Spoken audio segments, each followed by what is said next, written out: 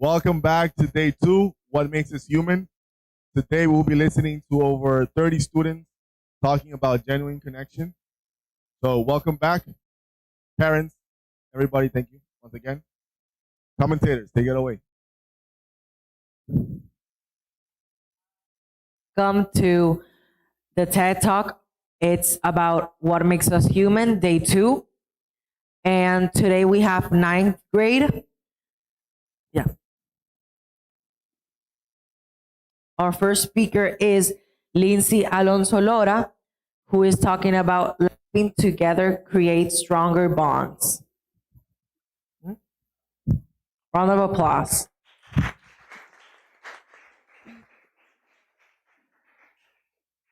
Have you ever noticed that when you laugh at a friend, family, or even classmates, you suddenly feel closer to them? Well, I have. Every time I laugh with my friends at school, I feel like our bond gets stronger. It's not just about the joke; it's how make of like friendship make us like the bond of us grew together. One time with my best friend, we really had this inside joke, and we just couldn't stop laughing. Like tears in our eyes, stomach hurts, kind of laughing. And in that moment, I felt safe, happy, and like she really got me. That memory, that one's still one of my memories. Uh, laughter,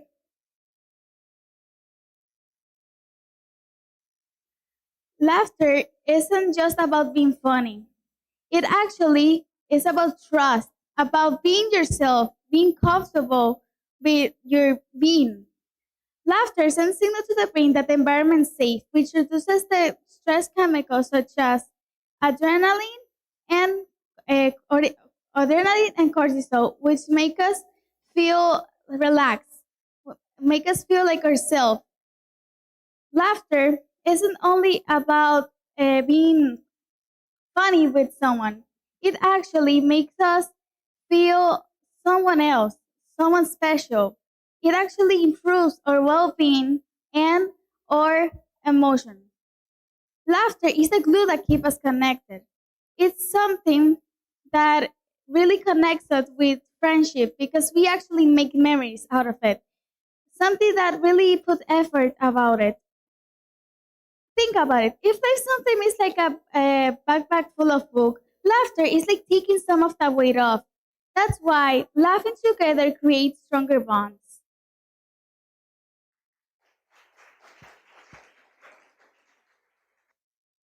That was really, really good. I really enjoyed it. Yeah, I love how the speech talked about friendship and laughter, how it can be good for you. Lindsay, I have a question that is that you said that laughter made you safe and I really liked it. So can you give me like more depth Yeah, in that? sure. Well, laughter actually improves your well being because laughter is something that relaxes your entire body. Like you feel more confident with yourself.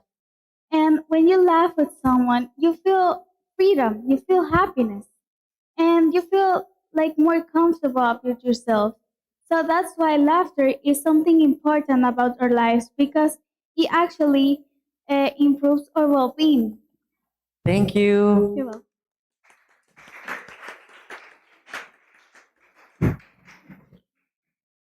All right. Our next our next student is Wiley Junior Peralta, with his talk title being "What Stops Real Friendship." Round of applause.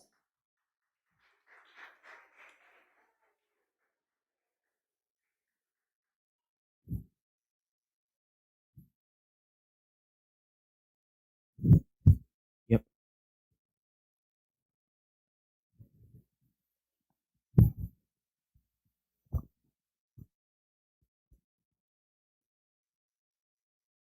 Good morning.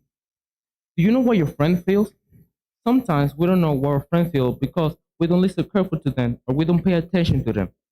I remind I was playing Fortnite in my PS4, and I remember every time I would kill my friend, I would tell him that he was really bad, and he got mad and leave the game. So I remember to never talk bad about my friend and never tell him that he was bad at a game. Just let him play. Real friendship can be stopped by a breakdown of trust, such as a betrayal or a dishonesty, as well as a lack of empathy. It can change too due to changes in life, excessive negativity, or self centeredness. But it can be too because one or both people outgrow it. At the end of the day, these friendships teach us something about, about love, about self, and the type of friendship we want to build in the future. And I know it's painful to leave like one friend go and let something you like go. But that's part of growing too. Because if you don't grow, what you gonna be in life? So if you like something, you obsessed with something, just let it go. And thank you for your mercy.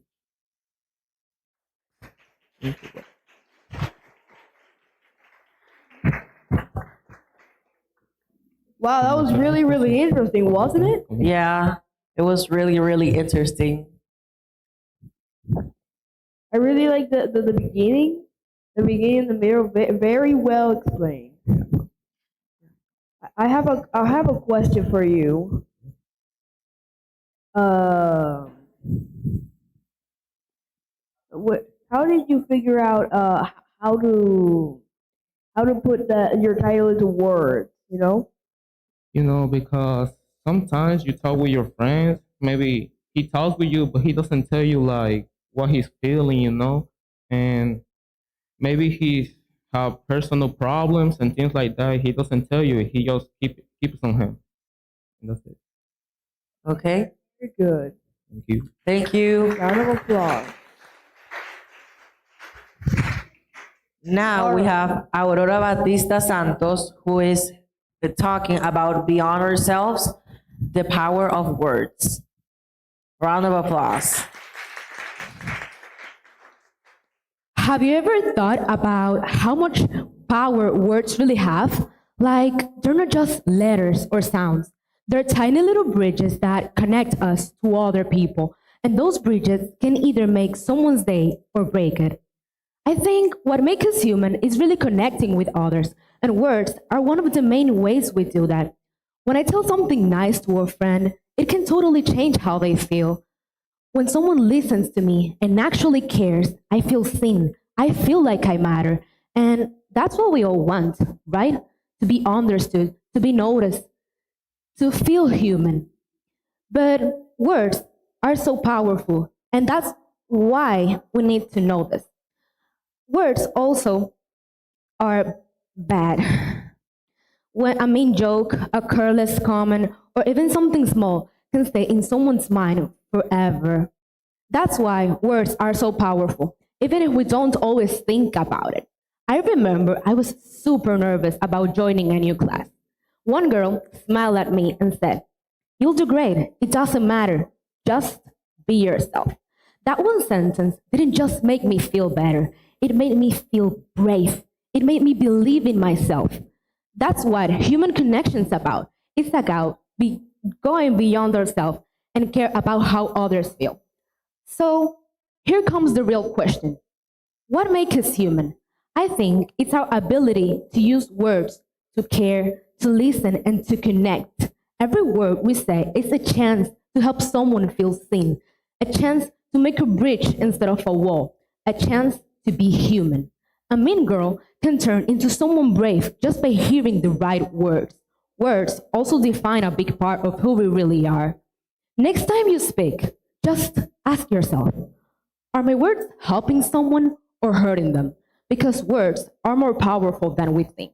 And that's the kind of power only humans have. Thank you.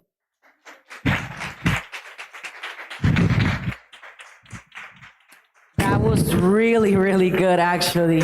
I really liked it. I really liked the title. I really liked how energizing, how interesting it really was. Yeah, I have a question. Yes. What made you pick that talk title? Oh, the first thing I imagine with this title, because the main title is What Makes Us Human, was what we use to connect with others. And the main thing is words. You can't connect with others without talking. So words, that was my answer. Okay, thank you. Thank you. Bye.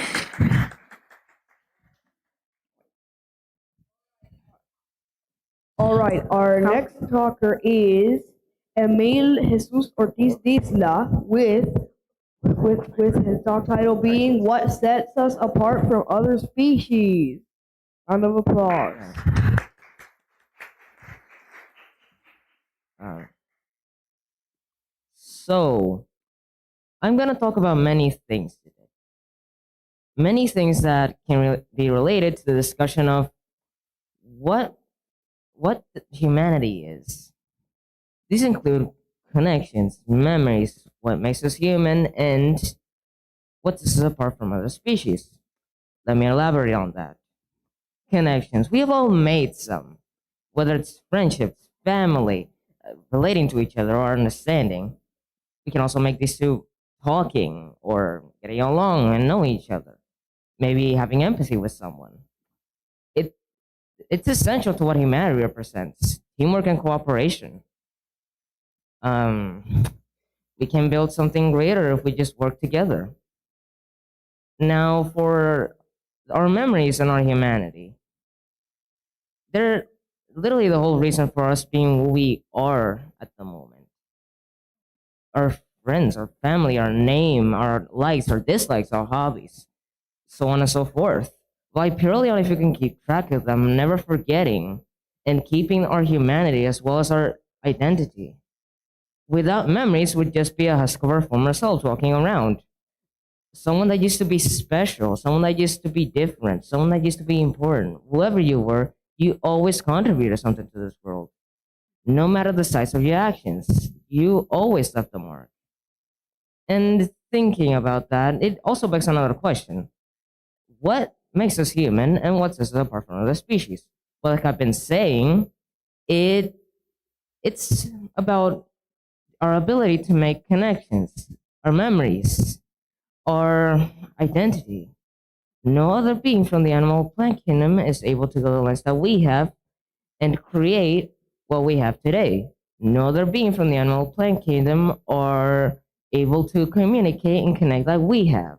No other being from the animal plant kingdom is able to make memories and an identity as easily as we can. That's what makes us distinct.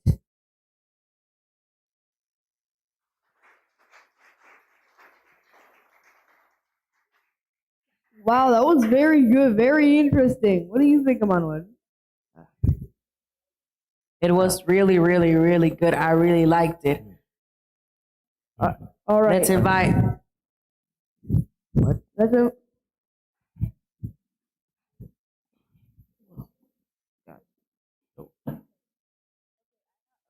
Okay, I have a question for you. What is it?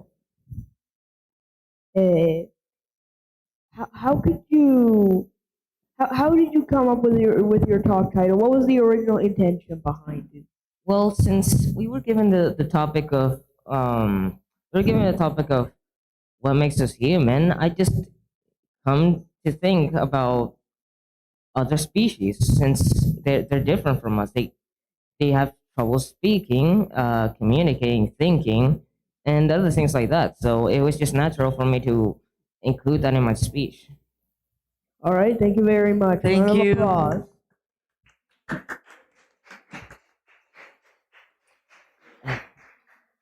Okay, so now we have Esteban de Jesus Pons Piña, who is talking about the science behind what makes us human. Round of applause. What makes us human?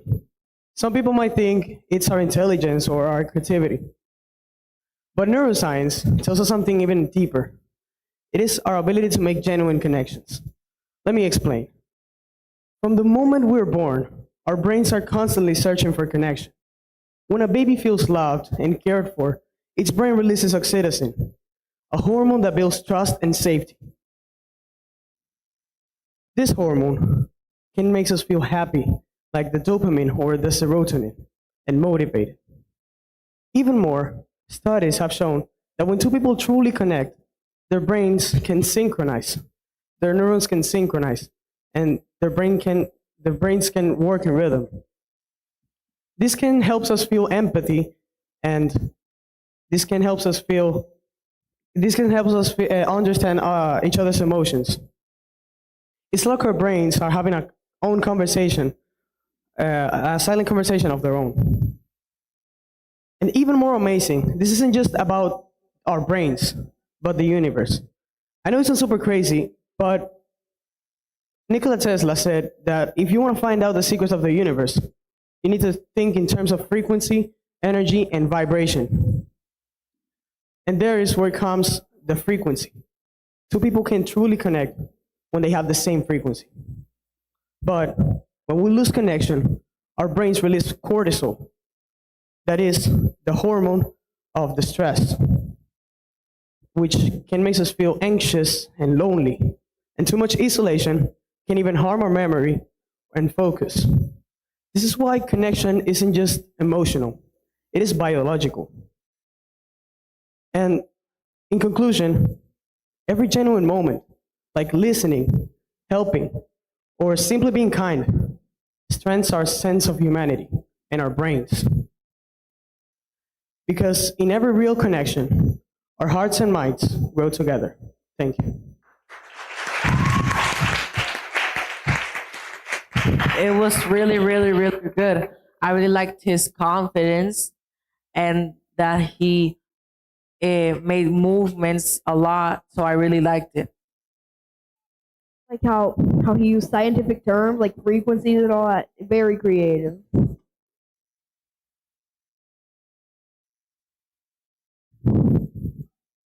Hi. Hi.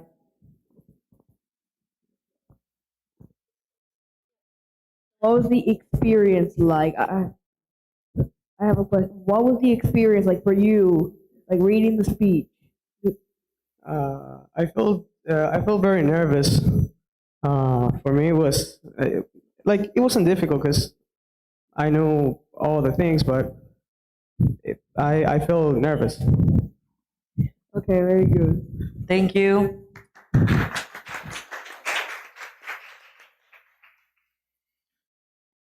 Huh? Oh, our next is Jose Tomas Hernandez Mejia, who is talking about who we are through what we feel. Round of applause.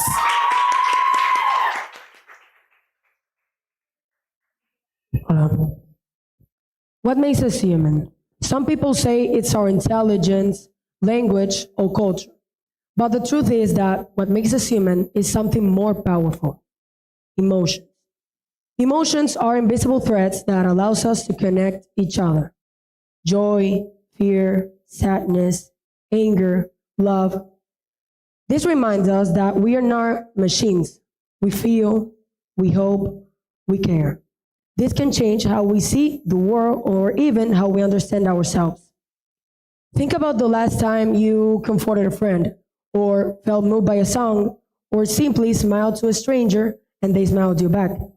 This builds empathy. And empathy is what allows us to stand in other people's shoes in different situations. That's deeply human.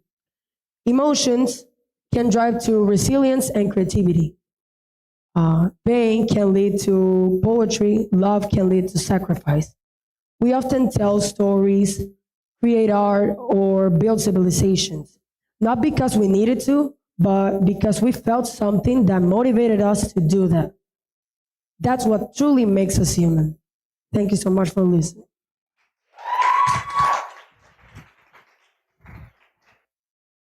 That was really, really good. I really liked it. I really liked the title because it made me feel like it had potential. So come here. So I wanted to ask you, like, what was, what made you think of, like, when you stand up in that stage, like, what were you thinking?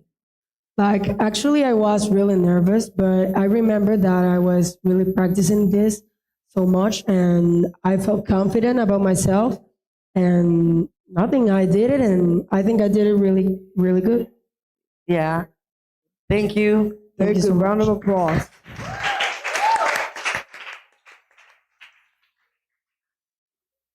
Thank Okay, you. thank you for- We'll have thank a you for 5-minute listening. break. So see you. You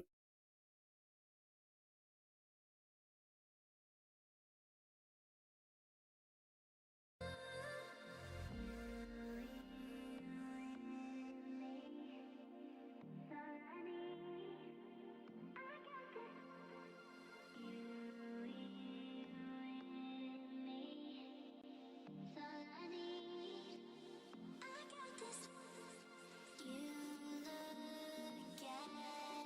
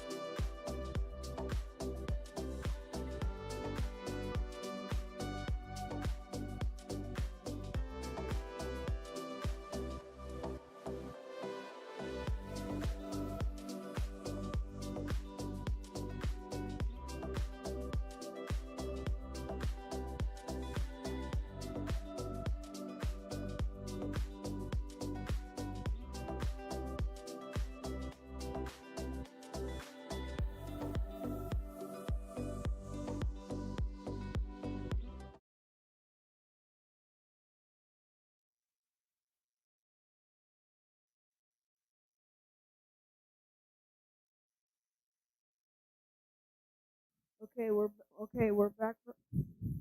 Okay, we're back from our 5 minute break. Okay, we're. It's not working.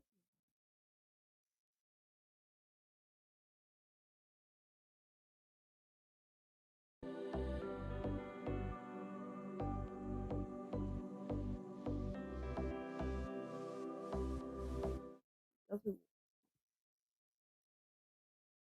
Okay, we're back. Uh, we're back on the 5 minute break.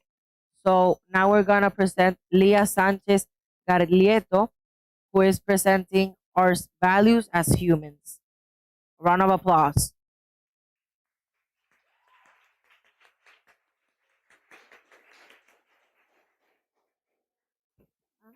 Ah, hello, hello. Ah, ah, ah, ah. Oh, but it's not turned on. Okay. Uh.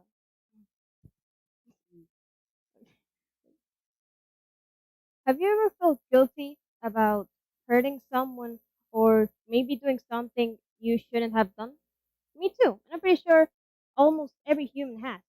And it's not because of magic or science. It's because of our values and feelings. The invisible forces the invisible forces that live inside us.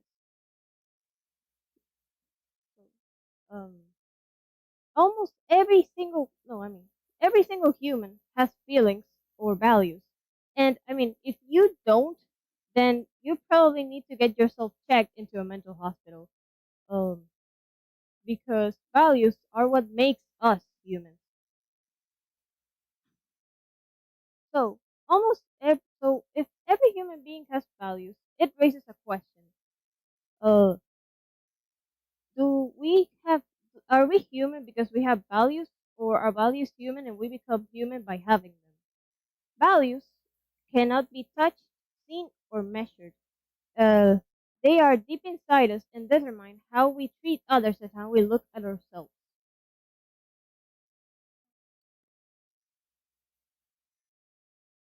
For example, um, have you ever helped a friend, maybe comforted them, uh, or even standing up for what's right? That was your values. That was okay. Those were your values. Even though sometimes it's hard to have your values because the world constantly tests them. For example, um, telling the truth can hurt. Uh, he- um, helping someone can make you vulnerable, and standing up for what's right can make you stand up alone. But it's in those moments that our values shine the brightest. So whenever that happens to you, um, uh, just remember, never back down, because that's your values speaking to you. Because in the end, our values are not something we believe in, but they are something that we have inside and that we usually follow.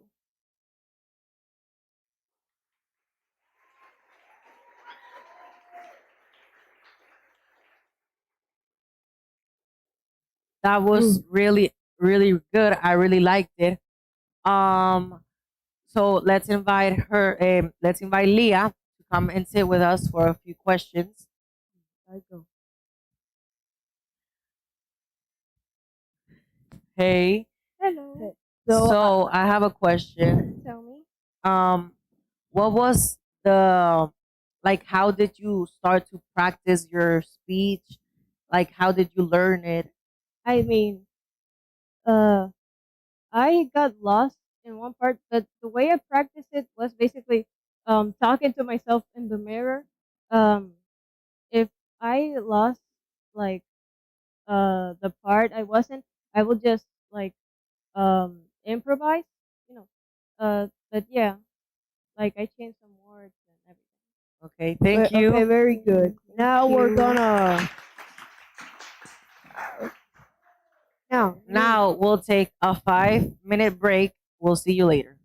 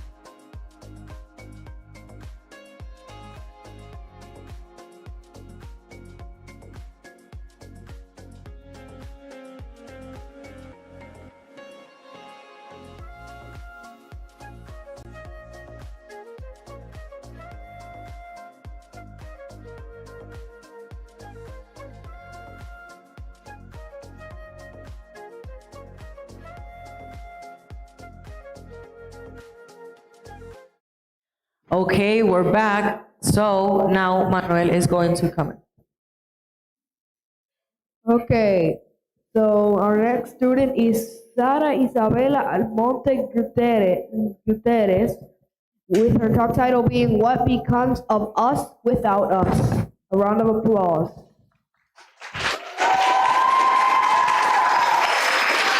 So, a human. What is a human? Biologically speaking, thanks for science that we have the definition, is a member from the Homo sapiens, a member characterized by, no, a primate characterized by its a dense brain, upright posture, and the ability for complex language and reasoning. But what actually makes us human? I think it's our consciousness, the awareness of ourselves, our thoughts, and our place in the world. So, we have the ability to love, to feel deeply, and to question who we truly are. It's our ability and maybe our will to feel deeply, to feel emotions, to love someone, and to forgive, because that's actually what truly makes us. So, have you imagined someday being in a world that you don't have any of those?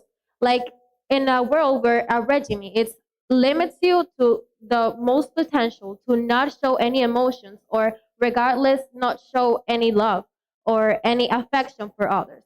As an example, we have the book 1984 by George Orwell. It's basically a world which the regime limits you to show any kind of emotion, any time of love, affection. And if you do a rebellion, let's say, you will be silenced or the regime will change the story for its benefits. So when we lose the ability to love, to connect with people, we start questioning who we truly are and what become of us without us. Thank you so much. Well, that was very, very interesting, very well explained, and very, very inspiring. So I have a question for you. Like, did you have any doubts or thoughts about yourself when you were like performing? I think I was pretty confident because I actually know my topic and talk about what actually makes us human. It's something that we don't truly know and something that we have to develop by our knowledge and something that teenagers don't actually understand so much. So I like investigate a lot on how teenagers or human at all represent their emotions by unvalid thoughts or comparing themselves or not finding why they truly are. Okay, thank you.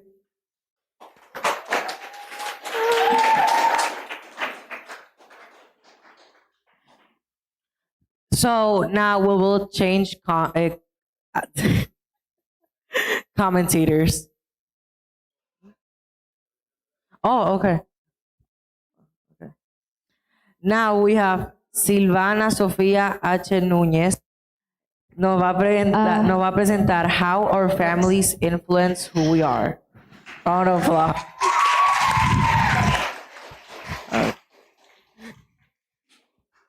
Hi, so let's be honest here. Have you ever felt overshadowed by your sibling? Maybe because they were smarter, prettier, cooler, or even older. And if you do, don't worry, me too. Because many of us, when we imagine family, we imagine warmth, encouragement, and love, but not every family feels that way.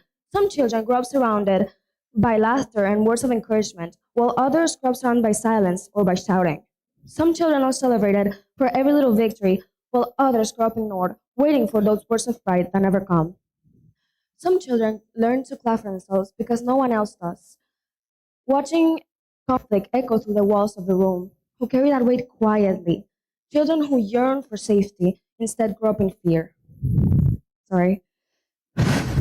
And yet, here's the miracle out of that pain. The child who was never encouraged often becomes the loudest encourager to others. The one who felt unseen learns to get the gift of truly making people feel noticed and never making you feel left out. Here's the funny part about family. It shapes us in both ways, beautiful and painful. Many of us inherit scars, many of us inherit love, but what connects us all is those first relationships. Let me tell you the most important part. Family influences who we are, yes, but we get to make that decision. We get to follow old patterns, or we get to break them. We get to build the safe space we once longed for and receive the love we never did. And when you ask yourself, who am I? The answer will always include our families, but it will also include choices because our families aren't just who we are or where we started. Because in the end, family influences who we are, but we get to make the decision if we stay in the dark or shine brighter than we ever did. Remember to make that decision. Thank you. Impressive. I like the way that she not only like said that our families influence who we are, but also the fact that we choose that decision to let our families influence who we are. So now we have a question for Silvana.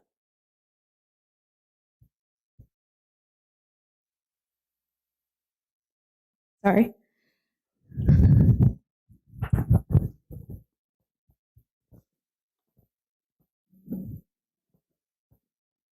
Hi. Hi. So that was such a powerful message, and it's true. Family shapes so much of who we are, but in the end, it's our choice. So how do you think we can separate what we can talk about what we want? What? How do you think we can thought of what we actually want? Well, that's a very difficult question because it depends on your environment, honestly. I can't give you like a direct answer, but I'm sure for what I said, I can make myself clear. Thank you so much. That was pretty cool. So now for our next presenter, we have Sofia Machuca Veras with the title, The Human Choice to Dream to Be.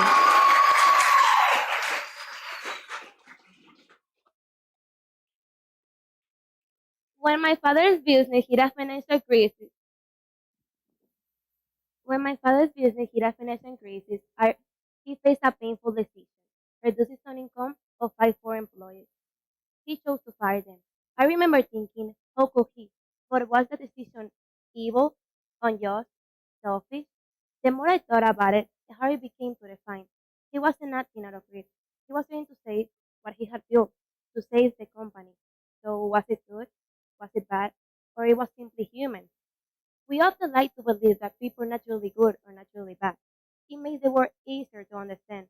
But the truth is that we're capable of both extremes: compassion, justice, empathy, yes, but also betrayal, cruelty, and ambition.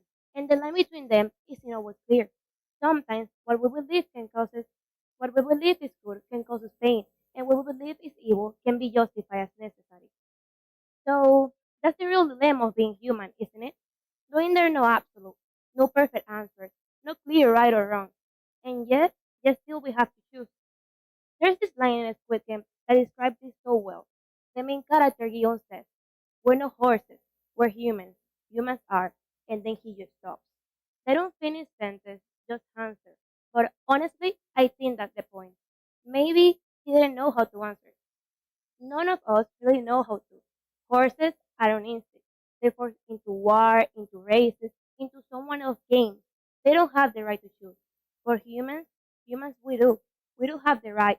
At least we're supposed to. The real question is, choose what? Greed or generosity? Violence or compassion? Betrayal or sacrifice? When we hear the word humanity, we often associate it with words like kindness, compassion, justice. But what about those who harm, who betray, who kill? Weren't they human? Maybe human doesn't mean choosing good every time. Maybe it's the burden and the freedom of deciding who we want to be. And that's the real paradox. Not choosing good every time, but deciding in every moment and carrying the consequences. Because in that fatal space between good and evil, between instinct and choice, that is where we truly become human. Thank you.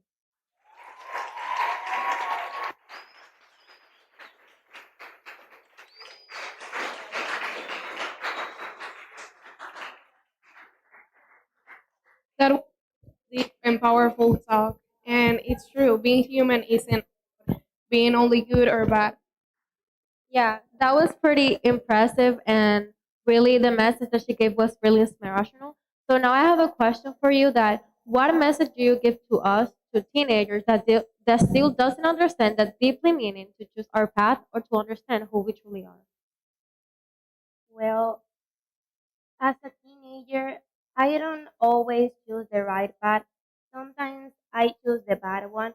But the only message I want to give is that you feel you choose what you think you're designated to choose. I don't know. Okay, that was pretty good. Thank you so much. Our next speaker, Sofia Valentina Lizardo, with the topic from words to meaning communication for real connections.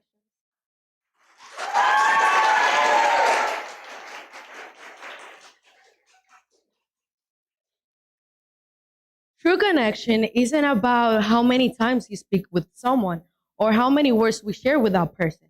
It's about the meaning and the intention behind them. Connection isn't about talking more. It's about understanding, feeling, and being truly present for that person.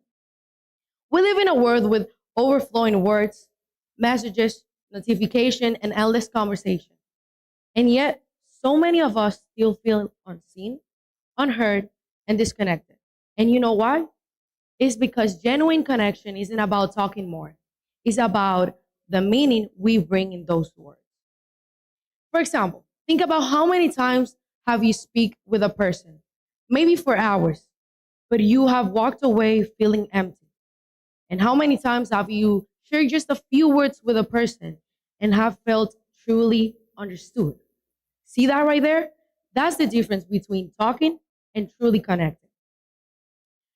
A genuine connection starts when you go up beyond the surface, when you practice empathy, when you choose honesty, and when you are truly present for that person. In relationships, either friendship or romance, I can identify communicating as a bridge that can bring us closer or pull us apart. So, so keeping this in mind, we can say that we need to listen in conversations, but not just with our ears, with our fully attention. Because listening is not just about waiting for your turn to speak. It's about making a safe space for someone to be fully themselves. So, we also need to speak with honesty, not with fear. And yes, vulnerability is uncomfortable and vulnerability is very risky. We can say that. But it's also a getaway, the getaway to trust, to intimacy, and to lasting bonds. And creating those bonds requires a lot of courage because sometimes it's not easy. But at the end of the day, we all want the same thing, to feel valued, to feel accepted, and to know that who we are is just enough. And when we start communicating, something very powerful happens.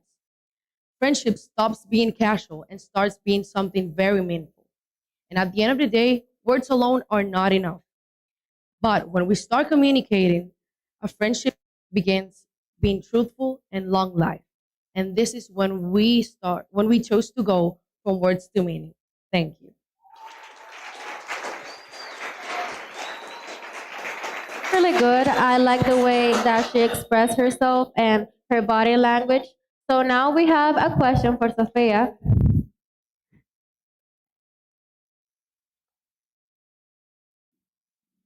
Hi. Hello. That was really interesting. So, why? But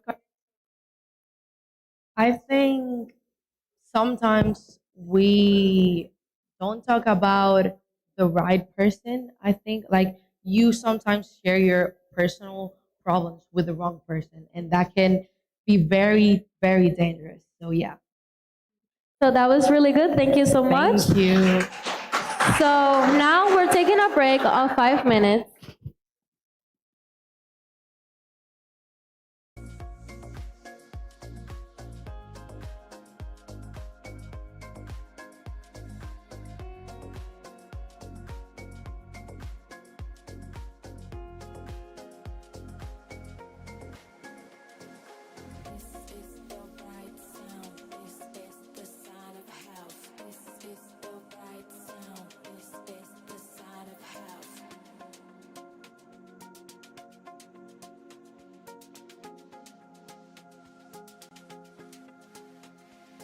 If you don't know how to make chords, this is it.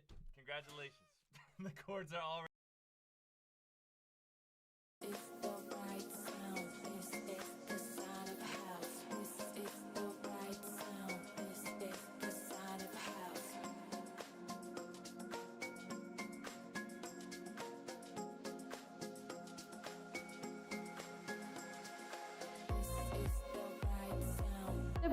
From the break, Now we have Alice Arias Gruñón with the title What Vulnerability and Empathy Are What Truly Makes Us Human.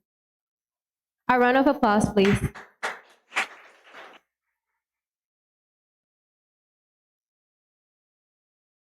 When was the last time you felt truly understood? That moment probably didn't come from someone who gave you a quick "How are you?" or someone or a social media post. That moment likely came from someone who gave you the space to feel vulnerable and someone who met you with empathy. We live in a culture that tells us to always be strong, flawless, and successful. But the truth is, what makes us the most human is not our perfection. It's not our perfection. It's it's our vulnerability.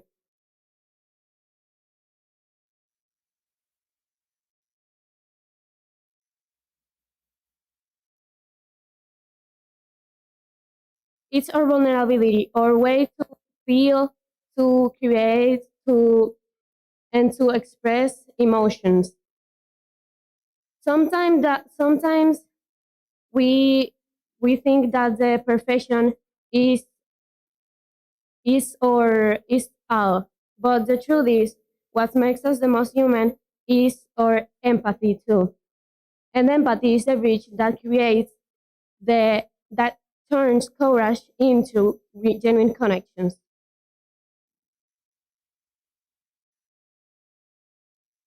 Think about your most meaningful memories. Probably they aren't about achievements or applause. They are about the teacher who encouraged you when you doubt yourself, the friend who stayed when you were hurting, or even the stranger who showed you kindness when you needed the most. That moment didn't matter because it was someone was perfect. They matter just because someone chose empathy. Thank you. Really good. I really like how she expressed how vulnerability can actually define who we truly are, and vulnerability always is not bad. So now we have a question.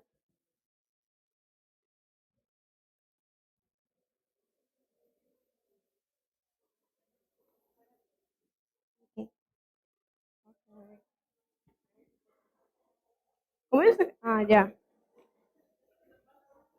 O sea, Okay. Hello. So, Okay. why do you think vulnerability makes us more human? Because we can express better our feelings and we can be real. Okay, thank you so much. Thank you. So now we have the next, Charlotte Marie Gonzalez Bautista, with the title Mental Care. A round of applause, please.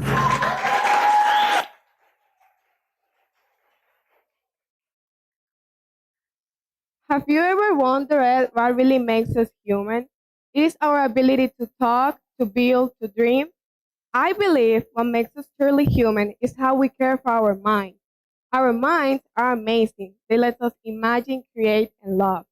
But our minds can also feel pain, stress, sadness, fear, panic. And that's normal. The problem is when the body is hurt, we rush to help. But when the mind is hurt, people often stay silent. They hide it. They feel ashamed.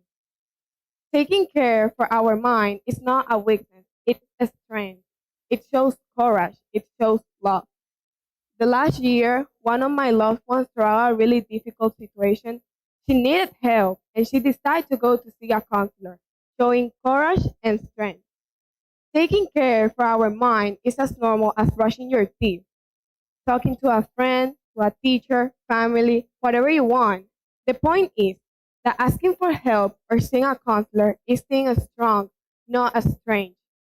Being a human is not being perfect like we imagine. It's about caring, connecting, and saying, you're not alone. That makes us truly human. Thank you.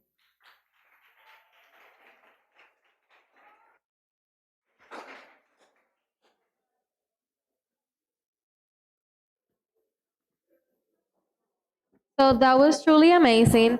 That mental care is actually really important for us as human, and mostly for teenagers because it's actually what mostly shape us. So now we have a question for Charlotte. Hello. Hello. Hello. Um, that was such a meaningful talk. Do you think understanding the mind is the first step to understanding humanity itself? Yes. Um, can you repeat the question, please? Understanding our mind is the first step to understanding humanity itself. Yeah, because first of all, caring for our mind is very important. Because if you don't care for your mind, I mean, you cannot like express like how do you feel, and people cannot understand you. So people cannot feel how like you are. That was pretty good. Thank you so much. Um, yes. Now we have the next speaker, Isabela Che Fernandez, with the title When the Mind Won't Rest. A round of applause, please.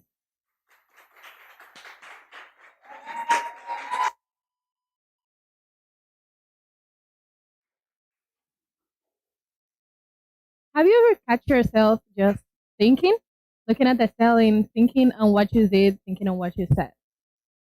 If you have, I'm sorry because I understand you. I understand the feeling about always being thinking of what you said, maybe what you did.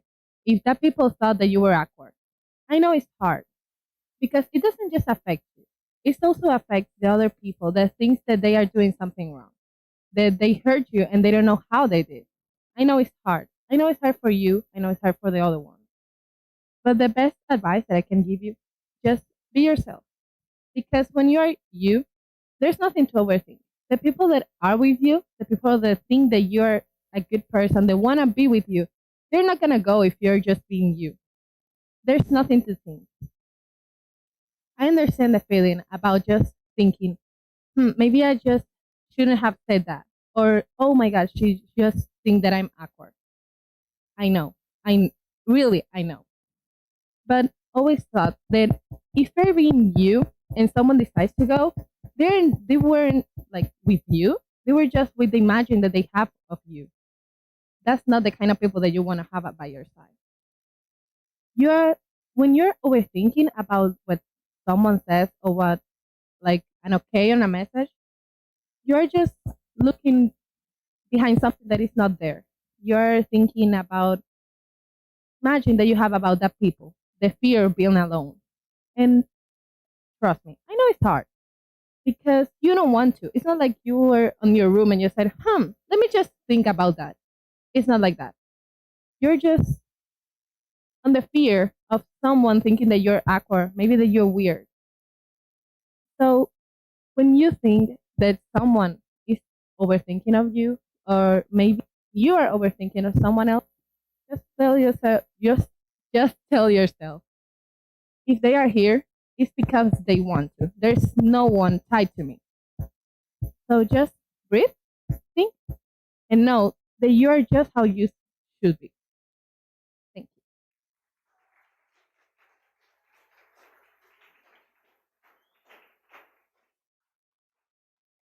Pretty cool. And now we like to make a question for Isabela.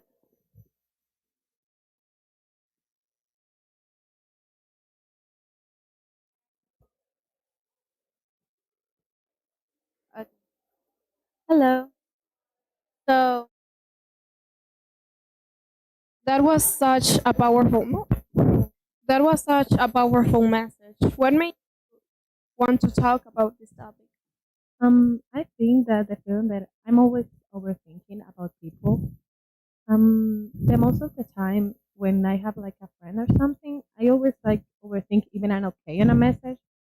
And it's hard. It's hard because it's not like you want to. It's just like you are on a fear that someone thinks something incorrect about you. yeah, Thank that you was so pretty much. good. Thank you so much. Our next presenter will be Camila Ceres Ortiz with the title From Her Head to Her Heart, Finding Real Connection. A round of applause, please. I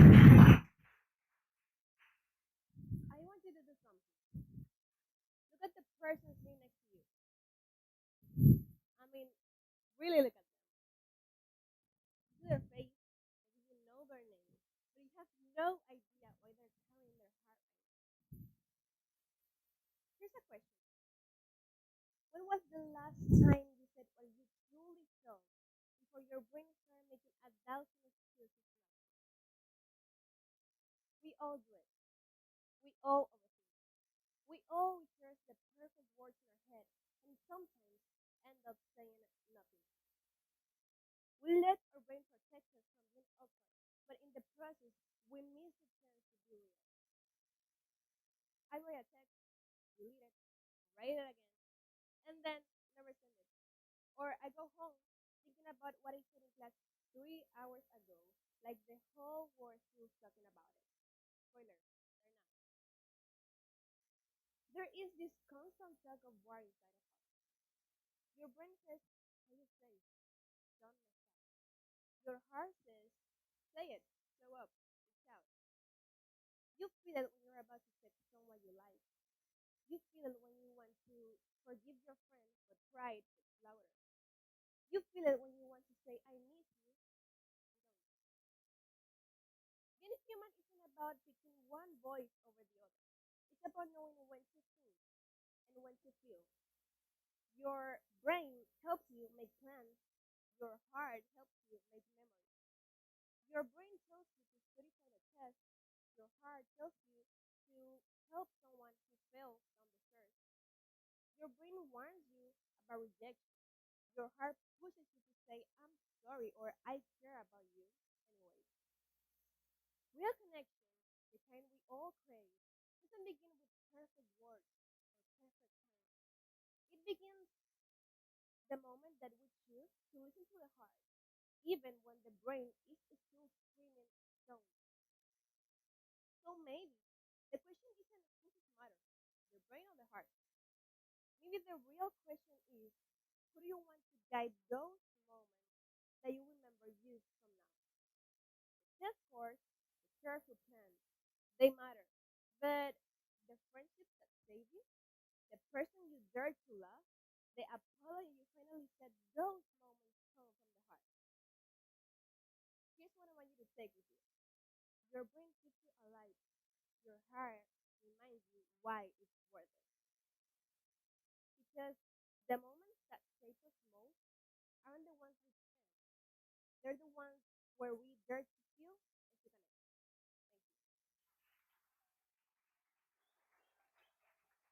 Thank you. Really good how she expressed that real finding real connection can be also overcome it by overthinking and how we break things. So now we're gonna take a break for 5 minutes.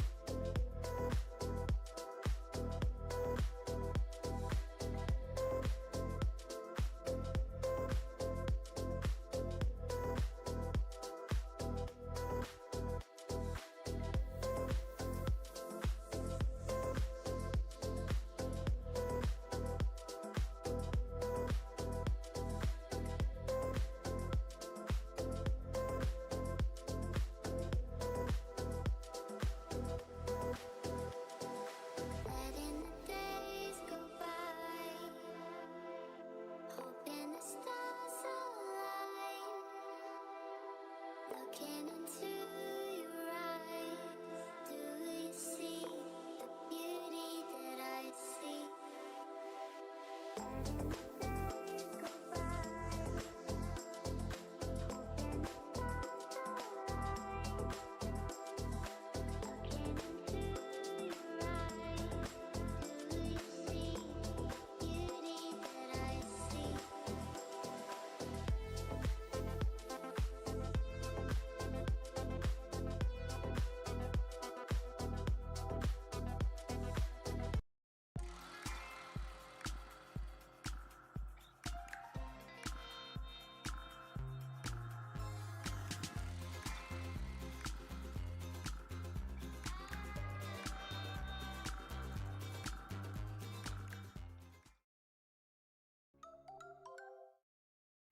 Con Expo Móvil, Banreservas y Comercial Carros, la movida está en tus manos. Estrena desde ahora mismo el vehículo de tus sueños. Ven a Comercial Carros y descubre nuestra amplia selección de modelos. Elige el tuyo, llévatelo hoy y comienza a pagar en febrero. Más información a través de nuestro portal comercialcarros.com.do y directamente a nuestro WhatsApp 829-344-5112. Expo Móvil Banreservas en Comercial Carros del 23 al 26.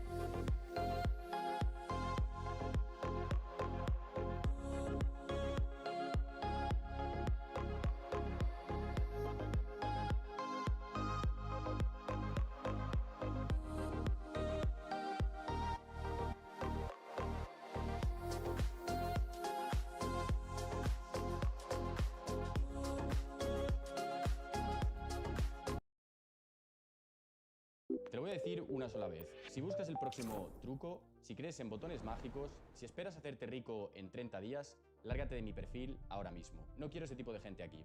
Esto es una zona para constructores, para gente que entiende que un imperio se levanta con cimientos, trabajo y no con trucos.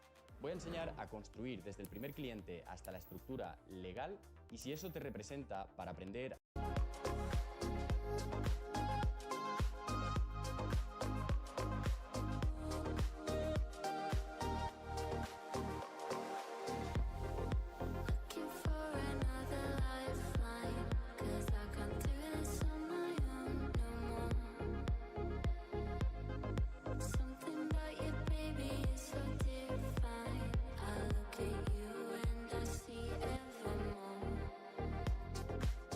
Looking for another lifeline.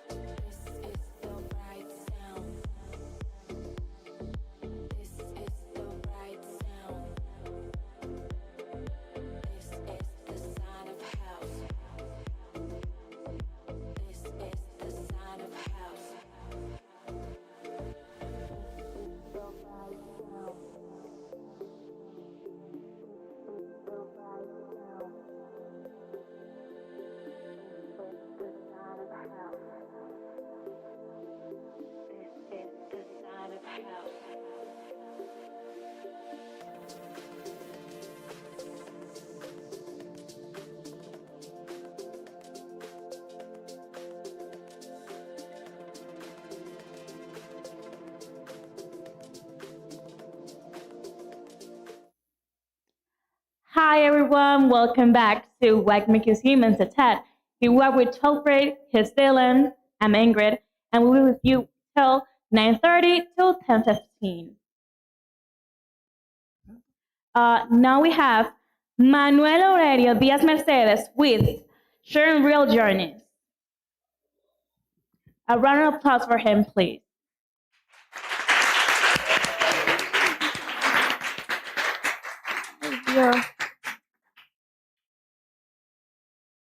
Have you ever been hearing someone telling a story and you say, oh, but that happened to me? Yes.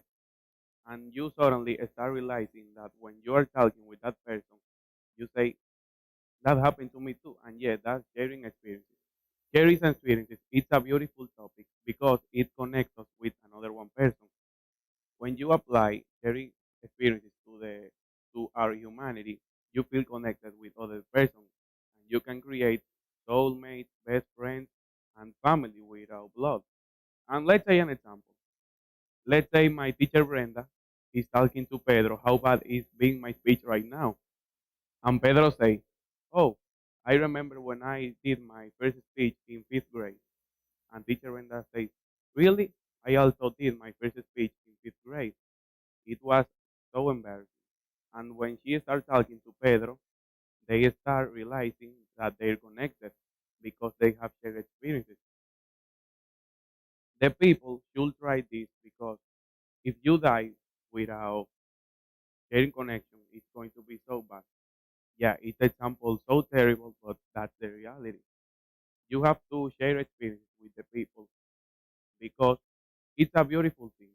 I know I have said a lot of this, but you should try. Remember, it's not the moment, are the experiences.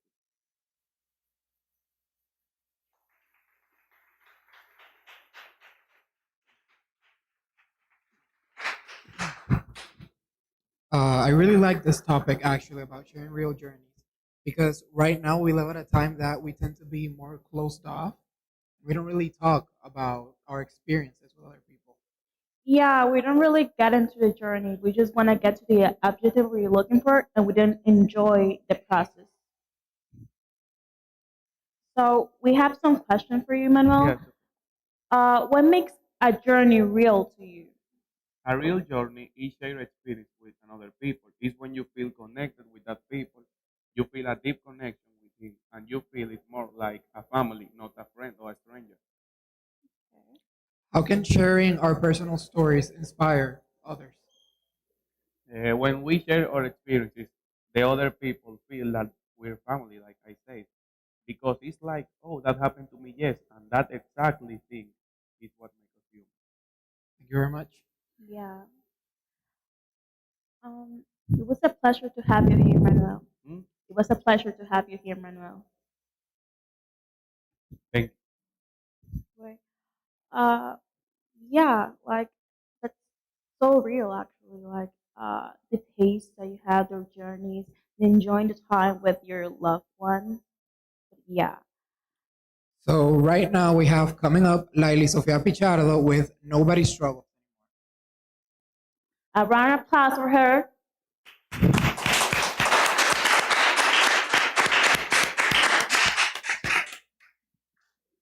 We can all say it. None of us wanted to be up here and do this, Ted. And to be honest, how many of us actually want to put in the work in things like this? How many of us automatically resort to our new best friend, ChatGPT? We don't struggle anymore. Everything is basically one prompt away. We focus on our leisure time, scrolling away whatever makes us feel the slightest discomfort. And that's what I'm here to talk about. We don't really know what it's like to struggle anymore. We're privileged that way. Think about the struggles we face as a society today. What? Cancel culture, identity politics, social media, scandals. Now think about the struggles that our ancestors faced. You got wars, revolutions, hunger, fighting for civil rights, for basic equality. It's a lot. I mean, they had to wake up to bombs. We get annoyed if Starbucks doesn't bring back a seasonal drink. None of the things we call struggles compare to living through a dictatorship or surviving a world war. And that's not to imply real struggles don't exist. They do in places like Ukraine or Israel. But most of us scroll past those headlines because they don't touch us. we are so far removed from struggle that we don't even know how we'd react to it. There's a quote that says, hard times create strong people create good times create weak people, and weak people create hard times. It's a loop, you know? Our ancestors were those strong people. They endured the wars, the revolutions, dictatorships, and they built a safer world for us. They created the good times that we now live in. But because of that, we've become soft, all of us. Soft enough to think our biggest enemies are bad Wi Fi or people who disagree with us online. And I see the softness every day. Personally, I've grown tired of hearing my classmates saying things like, what does this even mean? Or how are you supposed to do this whenever a class gets hard? And to that I say, try. And if you're not going to try, then don't expect results. You know, read a little more, ask better questions, because this effort is what success is based on. But more often than not, we don't even want to try. And I'm not saying I'm different. I don't want to be standing here either. But I also know that this speech will mean more to me because I struggled to write it. Now, here's a question. Is it possible, perhaps, that we could choose to struggle? Like, could we exercise an actual desire for discomfort? Because wanting to struggle, it's not all that bad. I mean, think about the satisfaction you get when you work really hard for something and you finally achieve it. That joy only exists because of the struggle that came before it.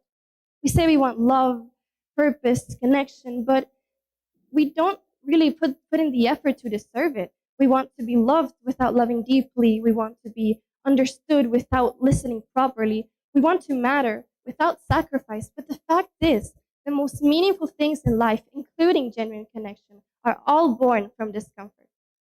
We don't like to struggle, but maybe that's exactly why we should. Because a mind that avoids struggle also avoids growth, it avoids strength and meaning. Our ancestors did not build this world by chasing comfort. And if we want to build anything worth having, then we have to stop running from discomfort and start choosing it. Because in the end, a mind that avoids struggle will always fall short of what it could become. Thank you.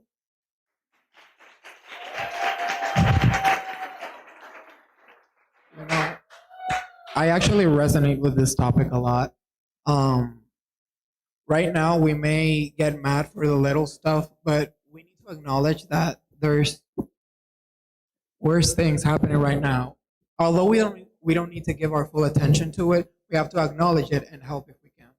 Yeah, like we're used to use AI now to do everything for us, and we forgot how to actually do things for ourselves and then feel proud that we actually did something. We have some questions for you, Lily. Uh, do you think society avoids talking about struggle and pain? Yes, I think this also relates to the topics more people chose, where we are so used to living our lives based on standards. So we don't really want to admit that we're vulnerable in that way, that we don't really like to like put effort in the things we do, even though they're really important for us. How can embracing our struggles and actually talking about it help improve us? I think it's more a self-improvement matter because think about, as I said, like when you achieve something that you've worked really hard for, that's also going to motivate you to do other things. And I really think that admitting that we all struggle and working towards improving, then that is really going to help you a lot. Thank you, Laili. Thank you. Thank you. Uh, so yeah, like we're forgetting how to do things by ourselves and how to actually achieve things. So that's kind of hard. Now we have Brian de Jesus Batista Félix with The Human Drive. A round of applause for him, please.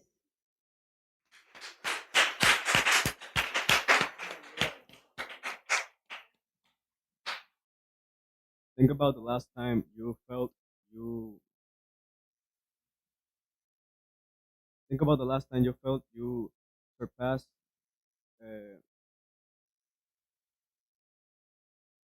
think about the last time you pushed yourself to something that you thought was not possible. Maybe it was running a mile when your legs were burning and your body told you to stop, or finishing something you cared about late at night, even reaching out to someone you really liked but got rejected.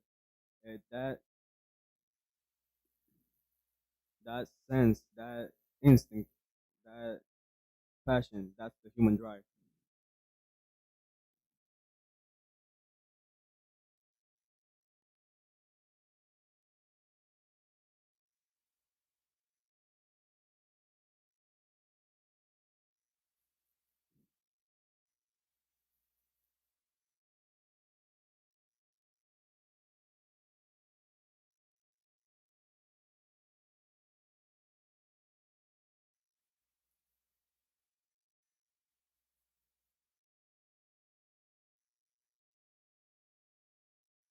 Well, like that was actually a challenging topic, like the human drive, how you can actually describe something like that, because of the same philosophy perspective and the way that each of us have a different perspective of it. The drive of like growing up, like that's part of what makes us human, like having the opportunity to go through stuff like childhood, your teenage years, your adulthood, like when you're actually legal to vote, to work. Totally. I mean, it's it is a challenging topic because you can delve into many different topics just from that. I mean, to talk about that, I guess you would really have to mention many things. Yeah, and each human has their own drive because not all of us take the same direction on everything. Like, I will be a lawyer. What will you be? Like, we won't have the same end at the end of the day, you know? Like, Exactly. uh, now we have Now we have Eduardo José Compres Nadal, Jorge Manuel Miguel Medrano with A Man's Best Friend. a A round round of of applause applause, for please. him. ¿Se escucha? Okay. So I start now? Okay. They tell us that a dog is a man's best friend. But what if our best friend is also our cause of your humanity? When a dog comes at us and greets us at the door, something magical occurs. We are connected without a single word being spoken. That isn't just more of plain friendship, it's also one of love. And it raises a bigger question. What if that connection this is just something more than just a simple connection or something concrete? It may be something much more complex than just a few hugs here and there. For me, it's a complex one. The bond between our humans and dogs, it's something that you can't just put into words. It's something that is just more than just plain friendship and playing together. It's built on the traits that bring out the best of who we are. And it also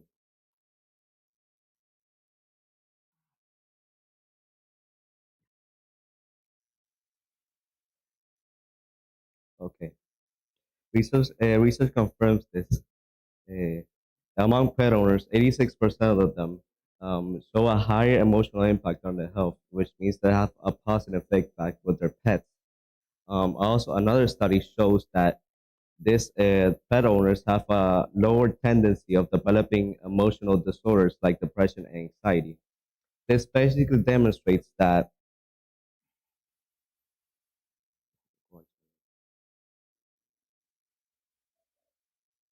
okay, there's something special occurs when we are with our dogs, especially when we're at our lowest points in our day or having a bad day. This basically just means that basically when we're lonely, they brighten up our day. They make us feel special. And writer, Correns Lorenz, a not famous writer, said this in a perfect way and put it perfectly into words. And he basically said that our bonds with our dogs is something far more complex than the strings that hold our earth together. And for me, the answer to this question is something that the connection with our dogs is actually a complex thing. And wrap up this TED talk with then something very bad. Um, the connection with our dogs brings out the best on who we are, and and yeah, that's basically it. Yeah.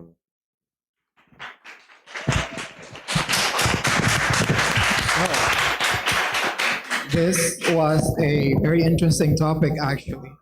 I mean, a really creative one too, because we've seen many topics that are kind of in the same category.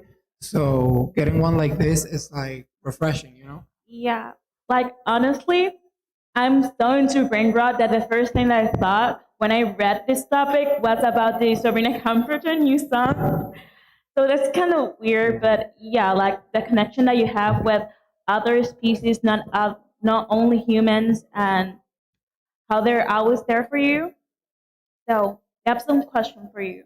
What inspired you to do this topic and express it to the Well, public? if you look at the other temas of the other TED Talks, this is actually like very good niche talking about the connection with our dogs, but something like that really makes us special when we're humans. What it really makes us what this TED Talk is about is what it makes us human. It's a very special thing. It's the connection. What can you tell us about this strong bond between humans and animals? I mean, I can tell you that, for example, you can't describe this into words. It's something that just happens when you look at your dog's eyes. You can just basically see the love and feel the love when you're with them. Totally. Thank you. Yeah. Thanks. Like that connection, that connection is really deep. Like the one that you have with your pets and everything, you can really feel it inside.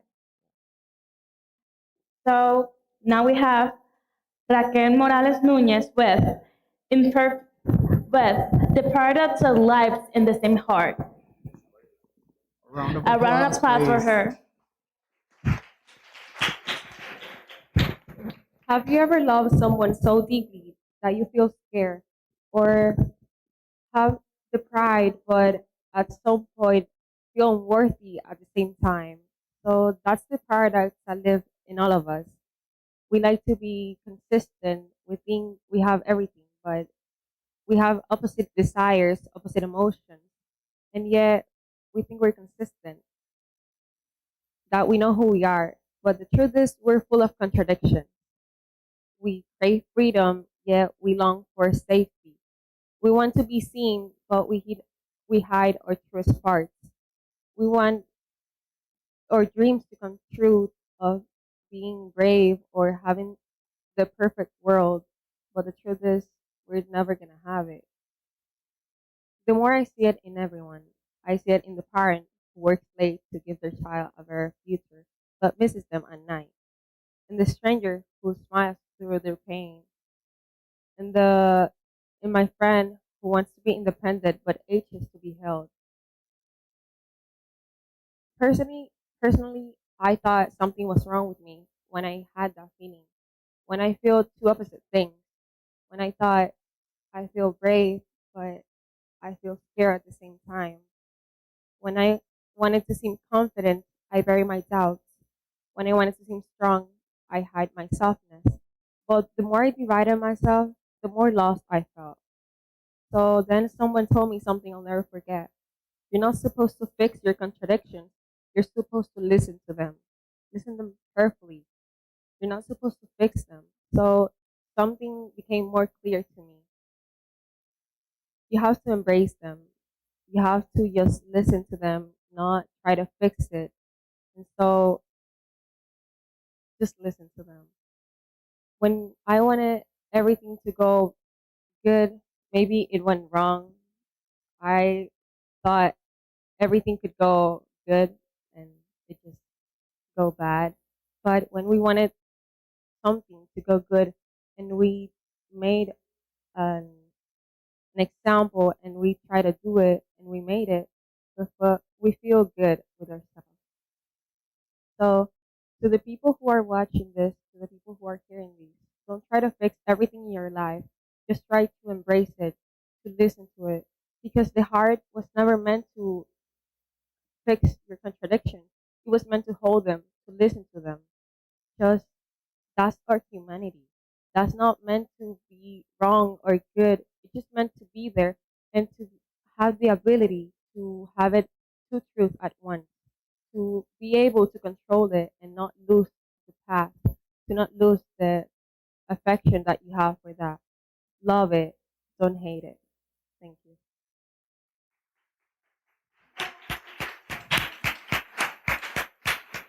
It's actually really interesting because we usually try to categorize our feelings like, oh, how do you feel today? With, oh, I'm happy or I'm sad. But usually, us as humans feel a bunch of stuff at the same time. It dependent of what happens in your life at the moment. Like, that's kind of interesting. So we have some questions for you. How can opposite emotions like love and pain coexist? Well, that's the beautiful part of life that everything has to coexist. Like maybe the sound of perfection is not everything sounding the same, but difference learning to coexist. How do you think understanding this paradox might help us in growing in our life? That's one of our most affected reasons why we struggle so much, why we think we're struggling, but we're not. We just make it difficult for ourselves. So we try to accept it and then we could follow the rest and it would be easier. Yeah. Thank you so Thanks. much. It's a pleasure to have you here. So, yeah, like, I really like the part where she talked about that us humans we want both safety and freedom. yeah, like we want it all, like people might say. So right now we have coming up Sofia Gabriela Castellanos with Whispers of Strength. A round of applause for Sofia. A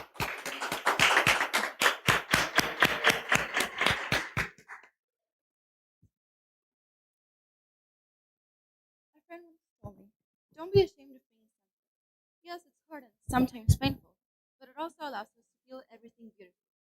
At first, I wasn't sure what to do with those words. Being sensitive felt like a flaw, like I had to toughen up just to keep up with the world.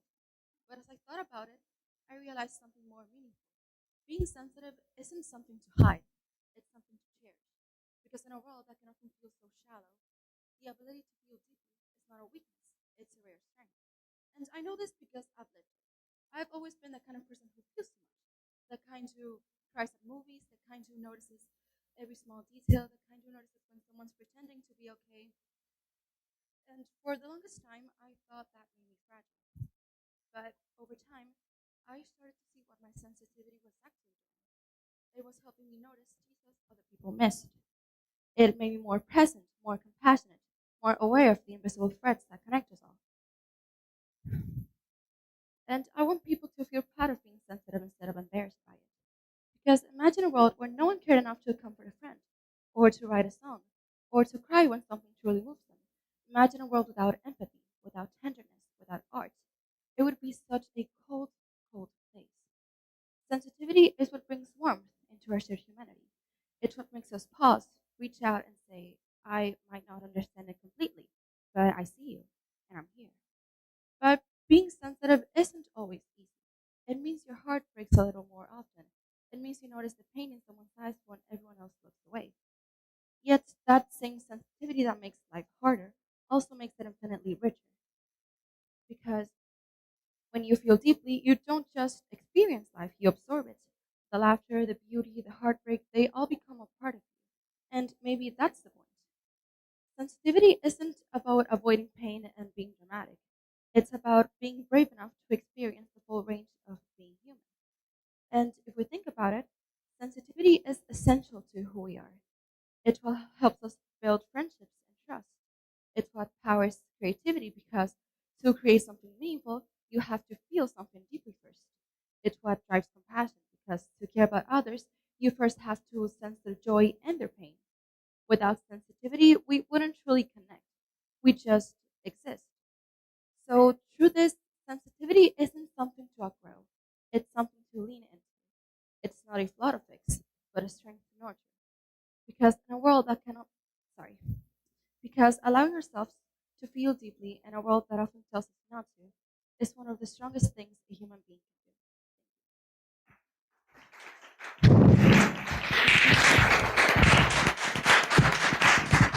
I honestly like this topic. I mean, it really goes to show how quiet strength can actually be as powerful as visible courage, you know? Because we usually think that being brave or being strong is being loud to go through stuff and feel like you have the power. But usually the you can have the power without being loud and without make you feel with other people like Gandhi did, for example. Now we have Dominic Barenas Espino with Fitting versus Belonging. A round of applause for her.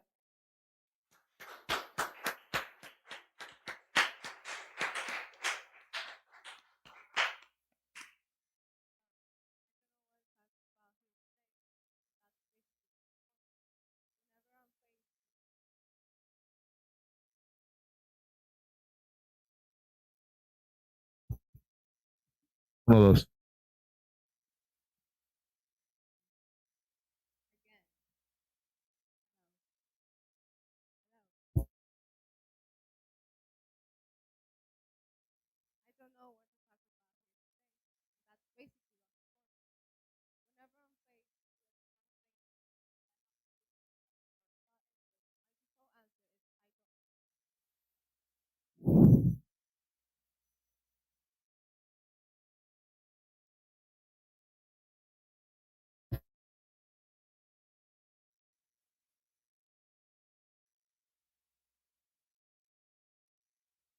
We had some problems with the microphone, but that's fine. Uh, so yeah, let's talk a little about this topic before she begins with fitting versus belonging. Like we usually will try to fit in into a type of group that we're not really part of. Like we don't really belong there. Yeah. And I mean, you can really see the difference. Okay, so we're going back to Dominic.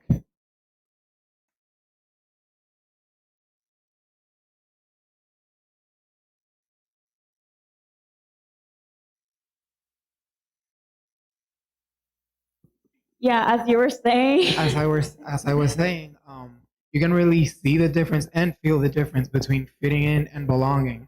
You know, fitting in is like when we really try hard. You really try hard to get into groups of people, to get into Yeah. cliques.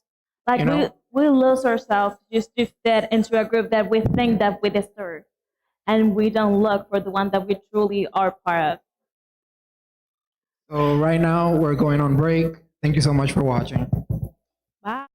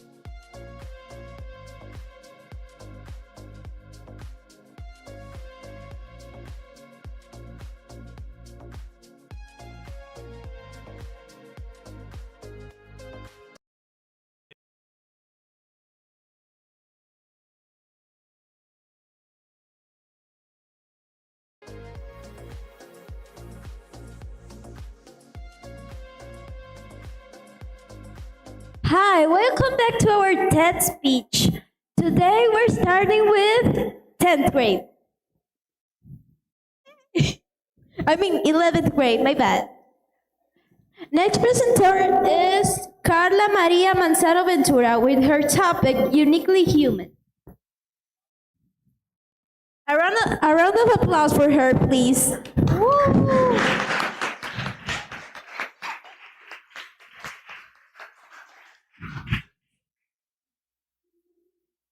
Have you ever wondered what makes us human? There are millions of species all over the world.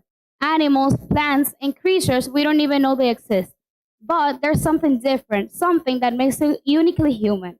But it's not what just we think or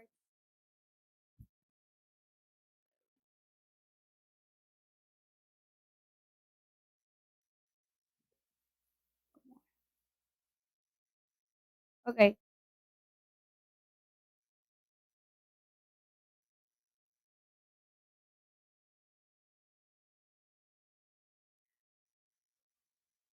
Hold on a minute. We're having some technical inconveniences. We're gonna be back with Carla in just a second. Uh-oh. So, judging by its title, what do you think it's gonna be about? Uniquely human? I think she's going to talk about uniqueness. Whoa, who would have guessed? But I'm really excited for this topic. It's a topic that I'm personally very passionate about. I think that everybody should be like unique in their own way and just generally express themselves as they want. Do you feel unique? I mean, I can tell you are. I think I am. Now we're back with Carla. Okay. So, have you ever wondered what makes us human? There are millions of species all over the world. Animals, plants, and creatures we don't even know they exist. But there's something different, something that makes us uniquely human. It's not that just we can think or speak. It's the way we feel, how we connect, and the way we imagine. Humans can picture future, can create cities, can make music, and make art. We also can travel to space. No other species can do it like we can. But it's not just that we can what's on our mind, it's also what's on our heart. Humans can feel sadness, fear, love, and hope. We cry when we lose someone, we laugh when we're happy, and we help others even though we don't have to. Let me give you a small example. I remember a friend of mine was going for a hard moment, and I didn't know what to say to her to make her feel better, so I just stayed right in front of her and listened. After a while, she said, "Thank you for being here." Then I realized it's not just about having all answers, it's about being there for someone. And you know what else? We often try to put people into labels: smart, quiet, different, or popular. But those labels don't define who we really are. We have the ability to be more than just one word. We can be brave and scared, or strong and sensitive. Eh, our ability to be more just than one word is the mix of emotions that makes us real. So, what makes us human? What makes us human is not just technology or intelligence. It's about how we feel, the way we treat others, and feeling deeply. Thank you.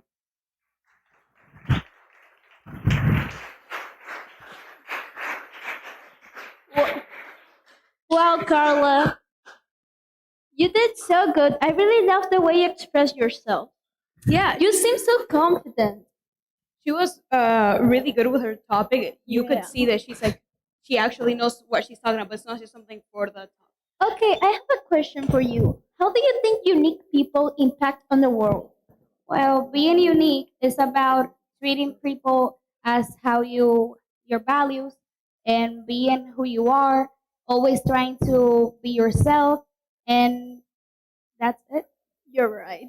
Thank you. That's an amazing answer. Thank you very much.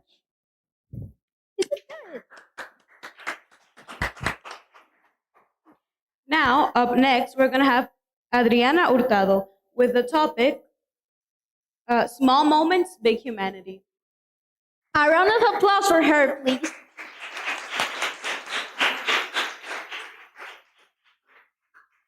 What makes us human? I have thought about this question a lot, and I realized that it's not something big or complicated. Maybe it's just a small moment. The little things we live every day that show who we really are. Sometimes we think being human is about doing big things like changing the world, inventing something, or becoming someone important or popular. But most of the time, our humanity is in the way we laugh with friends, when a stranger smiles at you for no reason, help someone without expecting anything, or even learn something new after making a mistake. Those moments may seem trivial, but they make us feel connected. And I think that is what makes us human. Since we were little, people have tried to label us smart, lazy, shy, popular, but those labels don't tell the whole story. They don't show the way we care for others or how we grow after difficult experiences.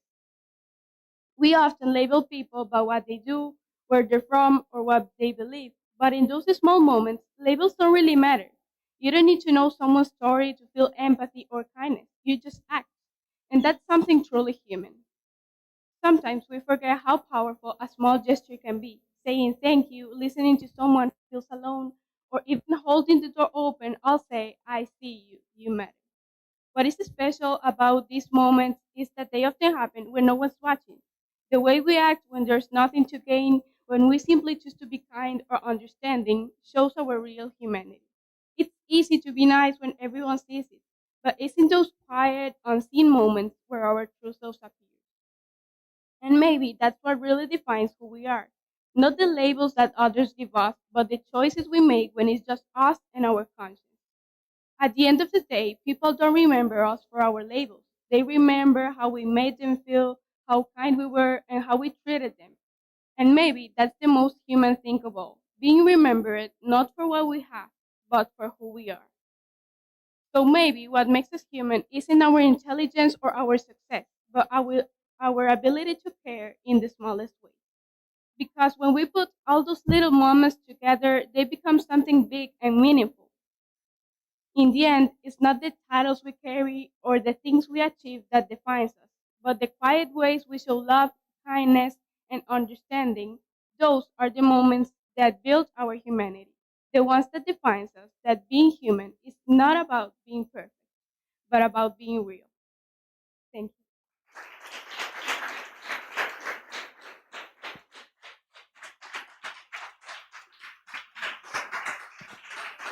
Girl, I really love your body language. You excelled in that. So, my partner Sarah would love to ask you some questions. So, hi. I wanted to know what experience inspired you to say what you've told us today.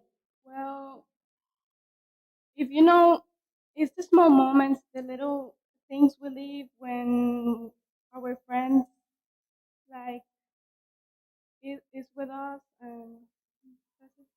That's right. That's okay. Sorry. It's okay. Well, you did super good. Great answer. Congratulations. I loved your speech, and I completely agree with all you've said. Thank you so much.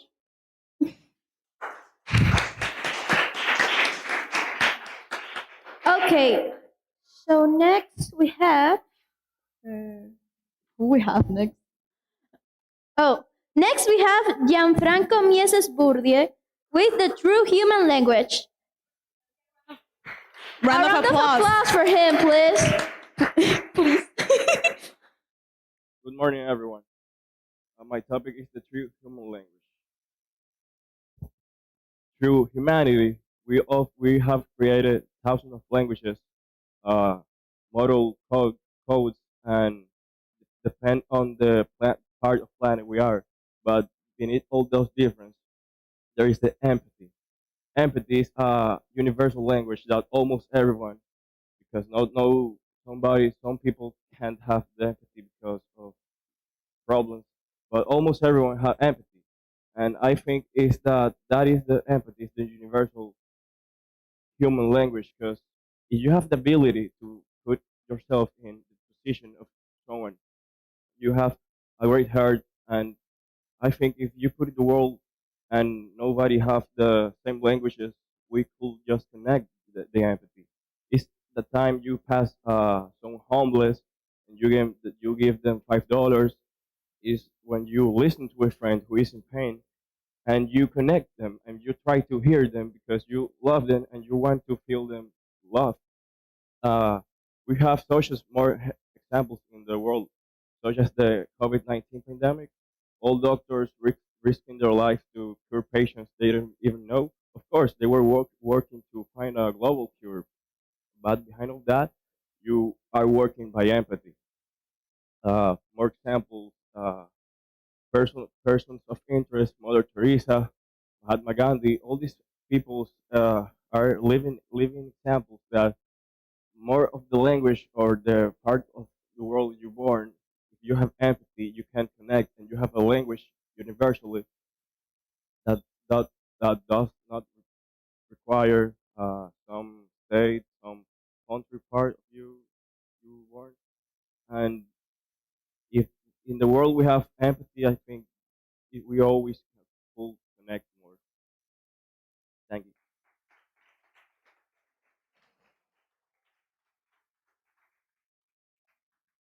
Wow, I really love your confidence. Can I ask? I loved how he mentioned some great like character examples Sorry. for the topic that he's Sorry. talking about. Yeah.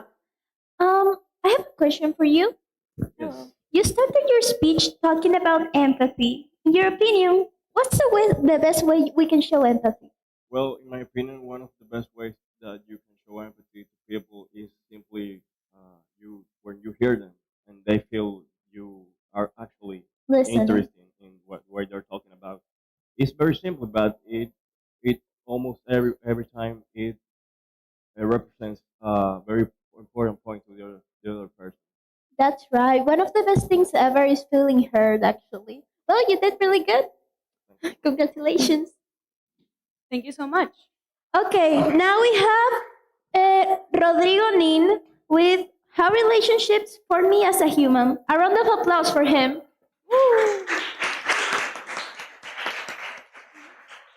Oh, my bad. His topic is How Relationships for Me as a Person. Yeah. Okay, so good morning, everyone. I want you to imagine something for a moment.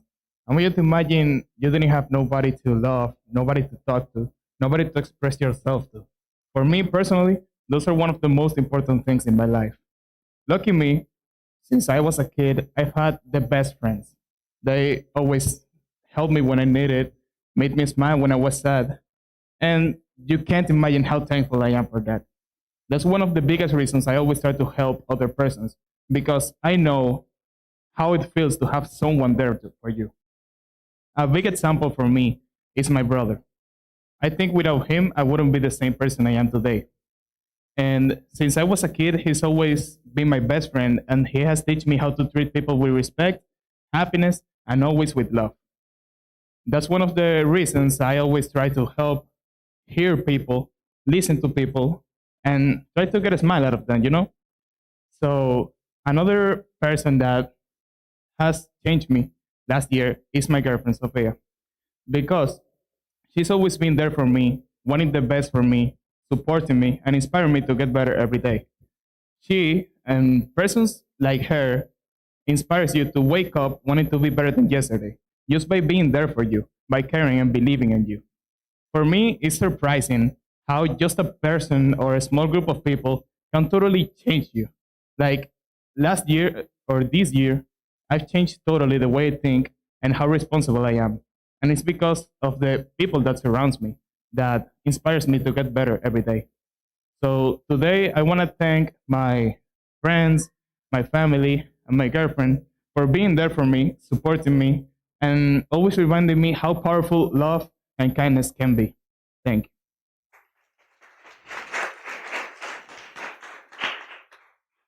Oh, I think it was really cute the way he talked about his girlfriend. Yeah.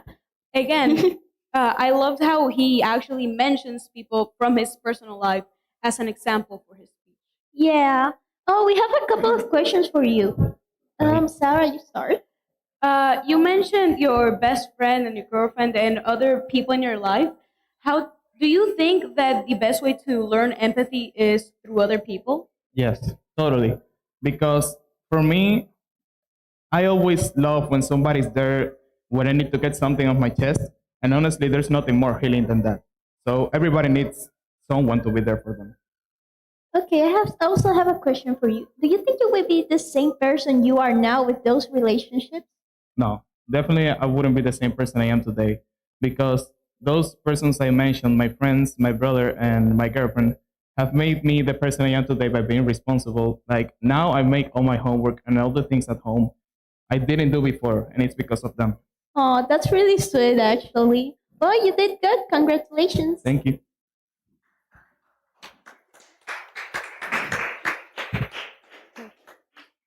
Proceed.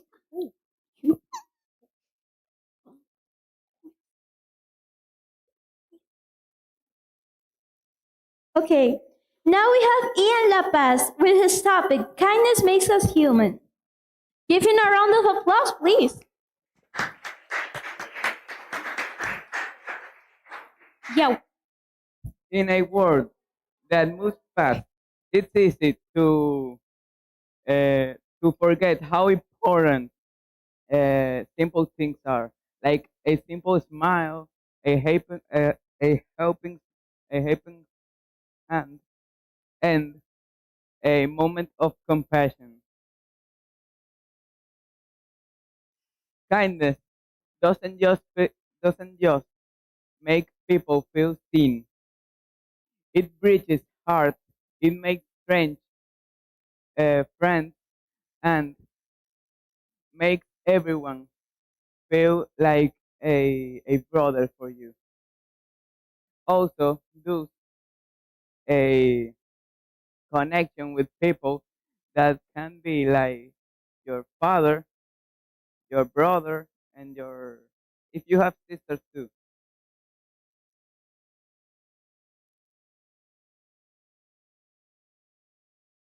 Kindness it's one of the most important things because kindness is like what make us real, what make us human.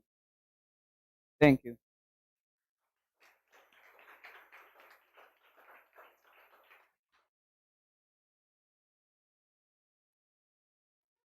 Oh, I love the open body language. Okay, can we ask you some questions?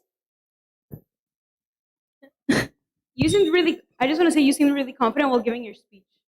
Yeah. Thank you. You mentioned kindness multiple times during your speech. I wanted to ask you, how do you think we can express kindness to other people? We can express kindness helping people with problems like food, money, and with like problems at all. We can like to give us the smile and having like a moment of compassion. What do you think is the impact on kindness on the world? What? The impact of kindness in the world? Like the impact of kindness. I like to express like when we were like like monkeys. If one would be hurt, we wouldn't exist because no one would help him and progress in life. That's right. I love that comparison. Amazing example. Thank you so much. Excellent. Congratulations. Thank you. Well, we're going to have a break now. Thank you so much for listening. Thank you.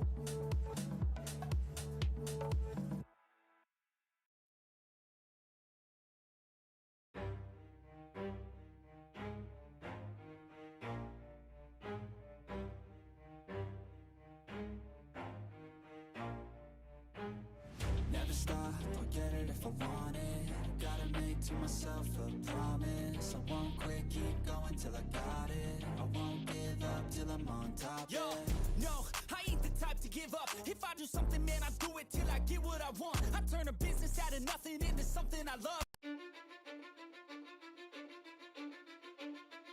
Cause I don't give a fuck what you say. Yeah, I'ma do shit my way. So you can go kick rocks.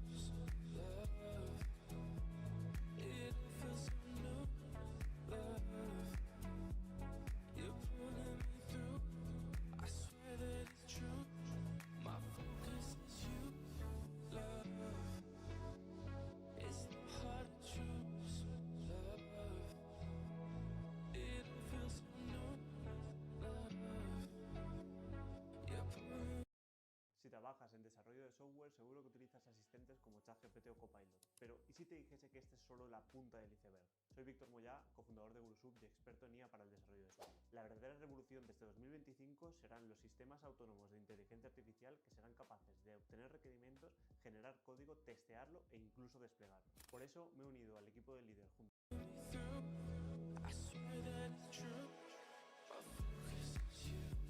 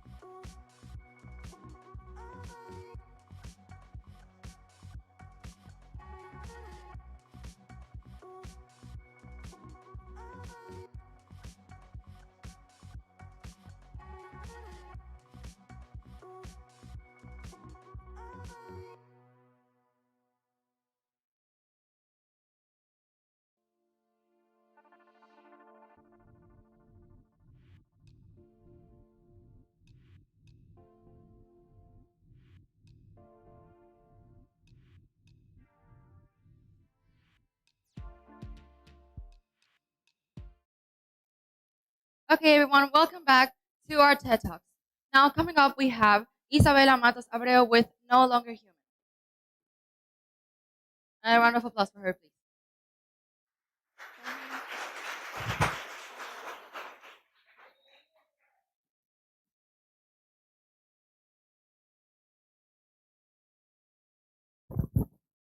I suspected that my bird had been some kind of error of the universe.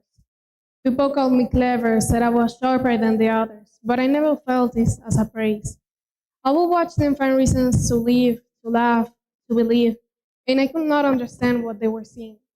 Because life to me was just an exhausting performance, a stage built to force people into postures called good or normal, where everyone hides themselves behind a mask. And mine just happened to become my own face, and I no longer knew who was beneath it. I felt utterly incapable of showing my true self to anyone, perhaps because I was a stranger even to myself. And there's nothing more terrifying than facing oneself and not recognizing who you are. I hope that someone will share the same conviction, that they too felt existence itself was a punishment, a human being who wishes to have never been one. And how cruel that the very thing that makes us human, intelligence, awareness, should be the thing that devours the essence of it. And I was left with the sense that my presence was a blemish, that no matter what I do, I was destined only to disappoint, and that I was no human, that I was no longer human, that I had no right to call myself one, that I was merely a fragment of flesh walking among humans. Because I felt like I lost, or maybe never had, that which gives meaning to being one. Because to me, to exist without feelings, without purpose, without human warmth, was merely to exist of a shadow of what a human being should be. And sometimes I just wish I could disappear entirely. But I remember one day, the day when my sister stood on the edge of death. And for the first time, and I felt fear of the thought of dying. I couldn't do nothing, nothing but watch. And there was no that relief that I felt before. And I just felt like I didn't feel fear of the thought of death. It was the possibility that I've never truly lived. Sometimes the last fragments of who we are remain in the act of existing without purpose, waiting silently to see if one day, without even noticing, something answers back. Because even if you're emotionally gone, there's some part of you inside that keeps breathing and waiting for a reason to return. And even because to be human is not to find meaning, it's not to love life, it's to see it in all its uselessness and keep breathing anyway. To keep moving, not in acceptance, but in rebellion against the absurdity of it all. So if you were to ask me what makes us human, I will tell you what separates us from other species, and that is brain recognition, self-awareness, language, and more. But if you ask me what gives meaning to being one, the sense of being a human being, and I tried so hard to find the perfect answer, the perfect line that could explain it all. But I realized it's not something you can explain. It's something you feel quietly, painfully, and perhaps that is enough. Thank you. Wow, that was such an interesting topic. The fact that she could tell everything about how we are always in conflict with ourselves and how we can be human. I really like. Yeah, and it was a very like niche topic. I really liked it actually because she said a lot of personal things, and I like the way she expressed herself. Isabella, tell us, what do you hope others took away about humanity from your talk? Repeat the question. What do you hope others took away from your speech about humanity? Um, wait, can you reformulate the question? What do you think is the message to the public? What do you want the public to, when they leave, what do you want them to think about your speech? Well, I think a lot of people think that living is searching for a meaning, but it's not a treasure you find. It's not to find a meaning, but to find comfort and not acceptance, but to rebel against the absurdity of life. That was a deep. Yeah. Okay, my final question. What made you realize that hiding behind a mask was keeping you from truly living? Can you can you repeat the question? What made you realize that hiding behind a mask was keeping you from truly living? Well, because I felt like life was just a performance. It was just like a stage built to force people into what they call normal or good. And I felt like I had to force myself to be like that too. And I just felt like where everyone was laughing, everyone was doing their own thing, I felt like I was just an actor in my life, that I never felt truly alive or, yeah. Wow. Thank Very you a deep. lot, Isabella. Yeah.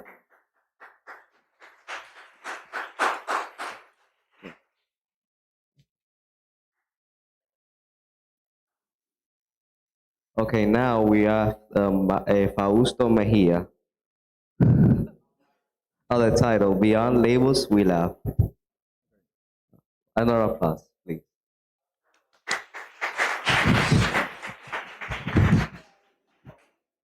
But Dramatize how humans love labels. We label, we label everything. We label our jobs, our diets, even our moods. For example, there's plant-based, gluten-free, uh, introvert with extrovert tendencies, also emotionally unavailable but working on it. We slap labels on us, on ourselves, like stickers on a suitcase, and hoping people can figure us out just by reading them. Because here's the funny thing: uh, life doesn't actually care about our labels. The universe isn't saying that. I don't know. I saw blessed accountants and the baristas. No, it just throws stuff at all of us, making uh, uh, making I don't know rain on your days off, traffic when you're late, bills you didn't expect. But let's and says that let's see what you want to do. But the real thing is that the only real way to survive it is to laugh uh, because laughter laughter is the great equalizer because you can put a CEO, a student, and a video gamer in the same room, and one good joke will have them all crying the same tears of joy. Uh, because when we laugh, nobody's above anyone. We're just a bunch of we're people making funny noises together. And so think about it. When you trip in public, uh, it's not your degree or your job title that saves you. It's your ability to laugh at yourself before everyone else does. And because that's not embarrassment, that's evolution. So humor reminds us that beneath all the categories, resumes, the the great videos, we're just all trying to provide the same thing that is like I don't know, bad Wi-Fi, spilled coffee, um, text that say ducking when you clearly didn't mean ducking. But the best part, laughter doesn't care about who you are. You don't need a title, a degree, or a matching overview. Just if something is funny, it's funny because I don't know. For example, a total laughing at a Paul and a grandma laughing at a that's joke. It's they're speaking just the same language that is joy. So the next time you meet someone new, try like so instead of what you do, you try asking what's the funniest thing that happened to you because that question skips the resume and goes straight to the heart. Uh, and maybe that's the point. Maybe laughter is the reminder that beneath all the categories, beneath all the seriousness, and we're just people trying to make sense of this beautiful mess called life. So because at the end of the day, beyond every label, beyond every role, beyond every careful craft identity, when we laugh, remember the best label we all have, that is human.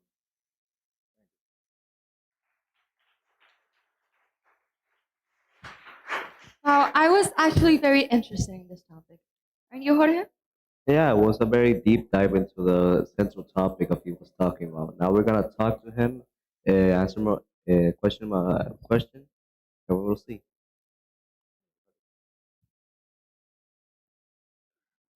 So we got one question for you. What inspired you to share this message with us today?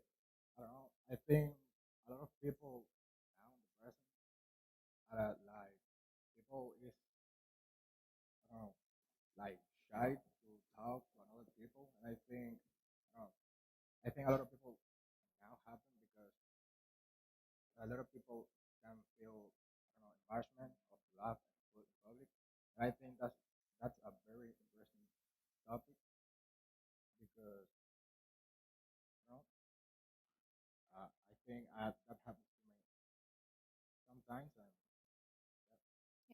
Yeah, I agree with you. Thank you, both. Yeah, thank you. Now, our next presenter is Mia Valeria with her speech, The Heart of Being Human. A round of applause, please.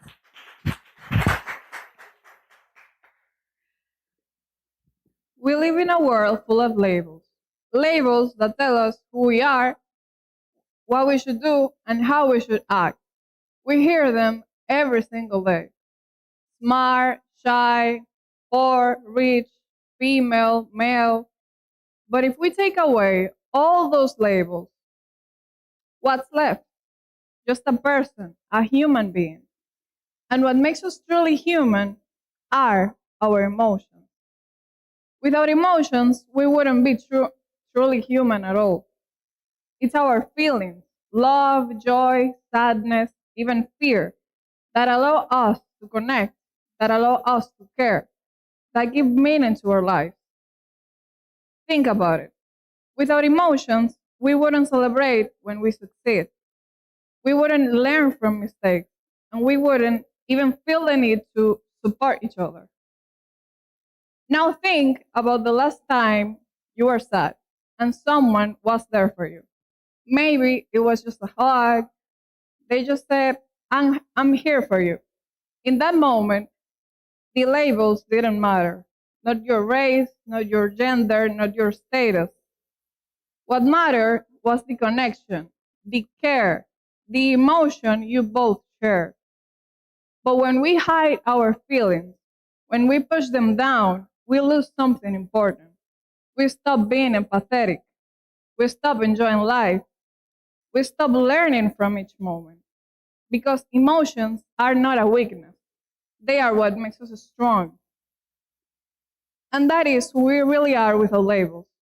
People who care, people who feel, people who connect. So when we ask, who are we without labels? The answer is simple. We are human.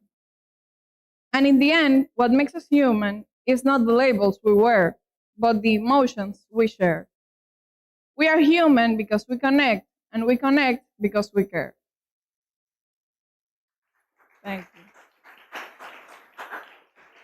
Wow, I really loved the way she was describing the emotions that she feels in deep moments. How about you? I really liked her take on how what makes us human is how we all connect with each other through emotions. I really liked her. Now, lastly, we have Raquel Morales with her speech, The Paradox That Lives in the Same Heart. A round of applause for her, please.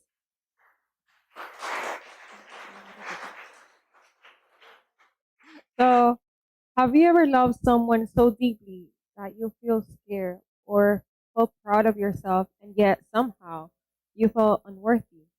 Well, that's the paradox that lives in all of us. Opposite emotions, opposite desires, all beating in the same heart. We like to think we're consistent, that we know who we are. But the truth is, we're super made of contradiction. We crave freedom, yet we ask for security, for safety. We want to be seen, yet we hide our truest parts. we want to change the world, we want everything as go, but it doesn't go as we planned. And that made us realize everything is made of contradiction. Me personally, I thought that for a long time I was wrong, that if I had two thoughts, that I had two feelings, meant something was wrong with me. So I tried to fix it as anyone else would.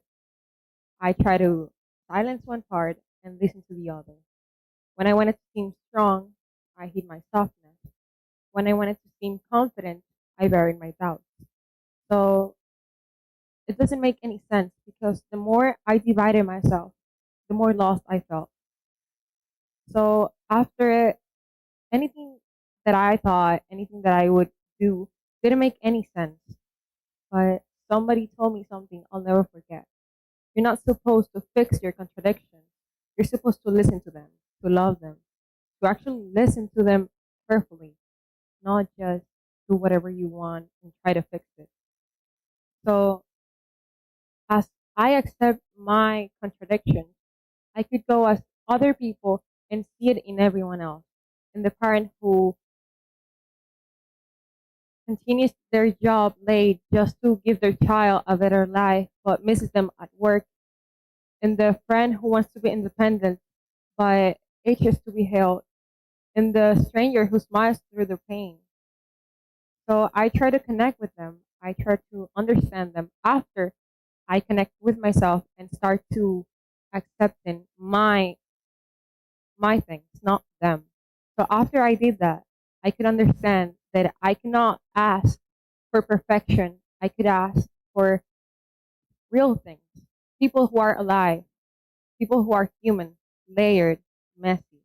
So I would understand it and not be as angry or as exigent as I would be for myself as for others.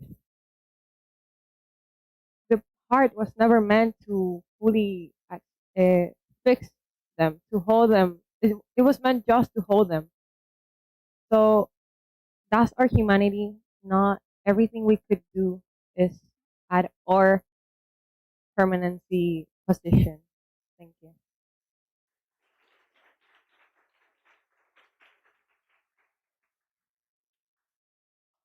Okay, wow, that was a very interesting topic.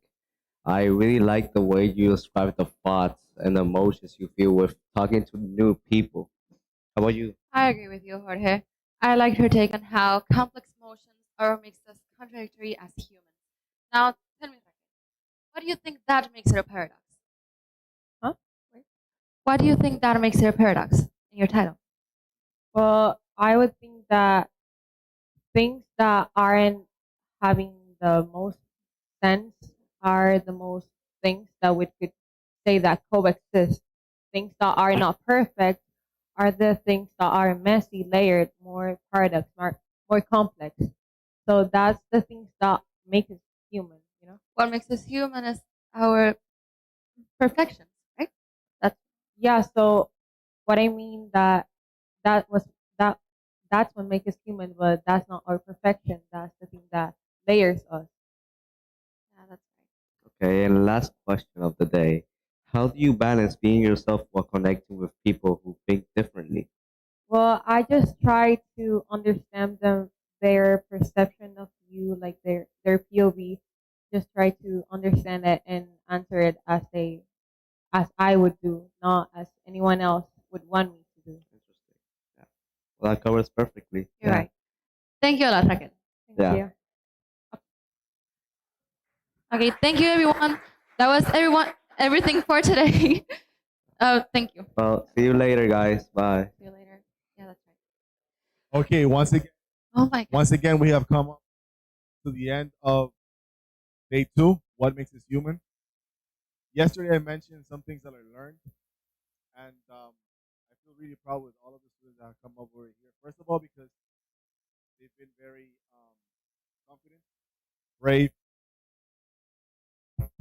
They've been very confident and brave, just standing over here, which is something difficult to do, and talking to you guys as the public and also the ones seeing you at home.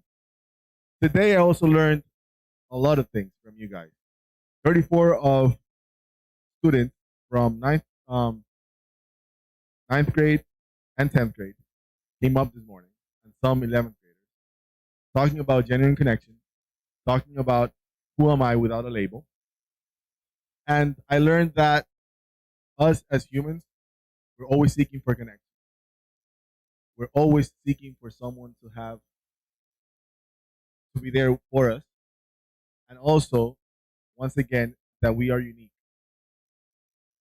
And we're always seeking for being humane. And that's why we're different, because we're human. Thank you so much. Today it's a wrap. See you again tomorrow, day 3.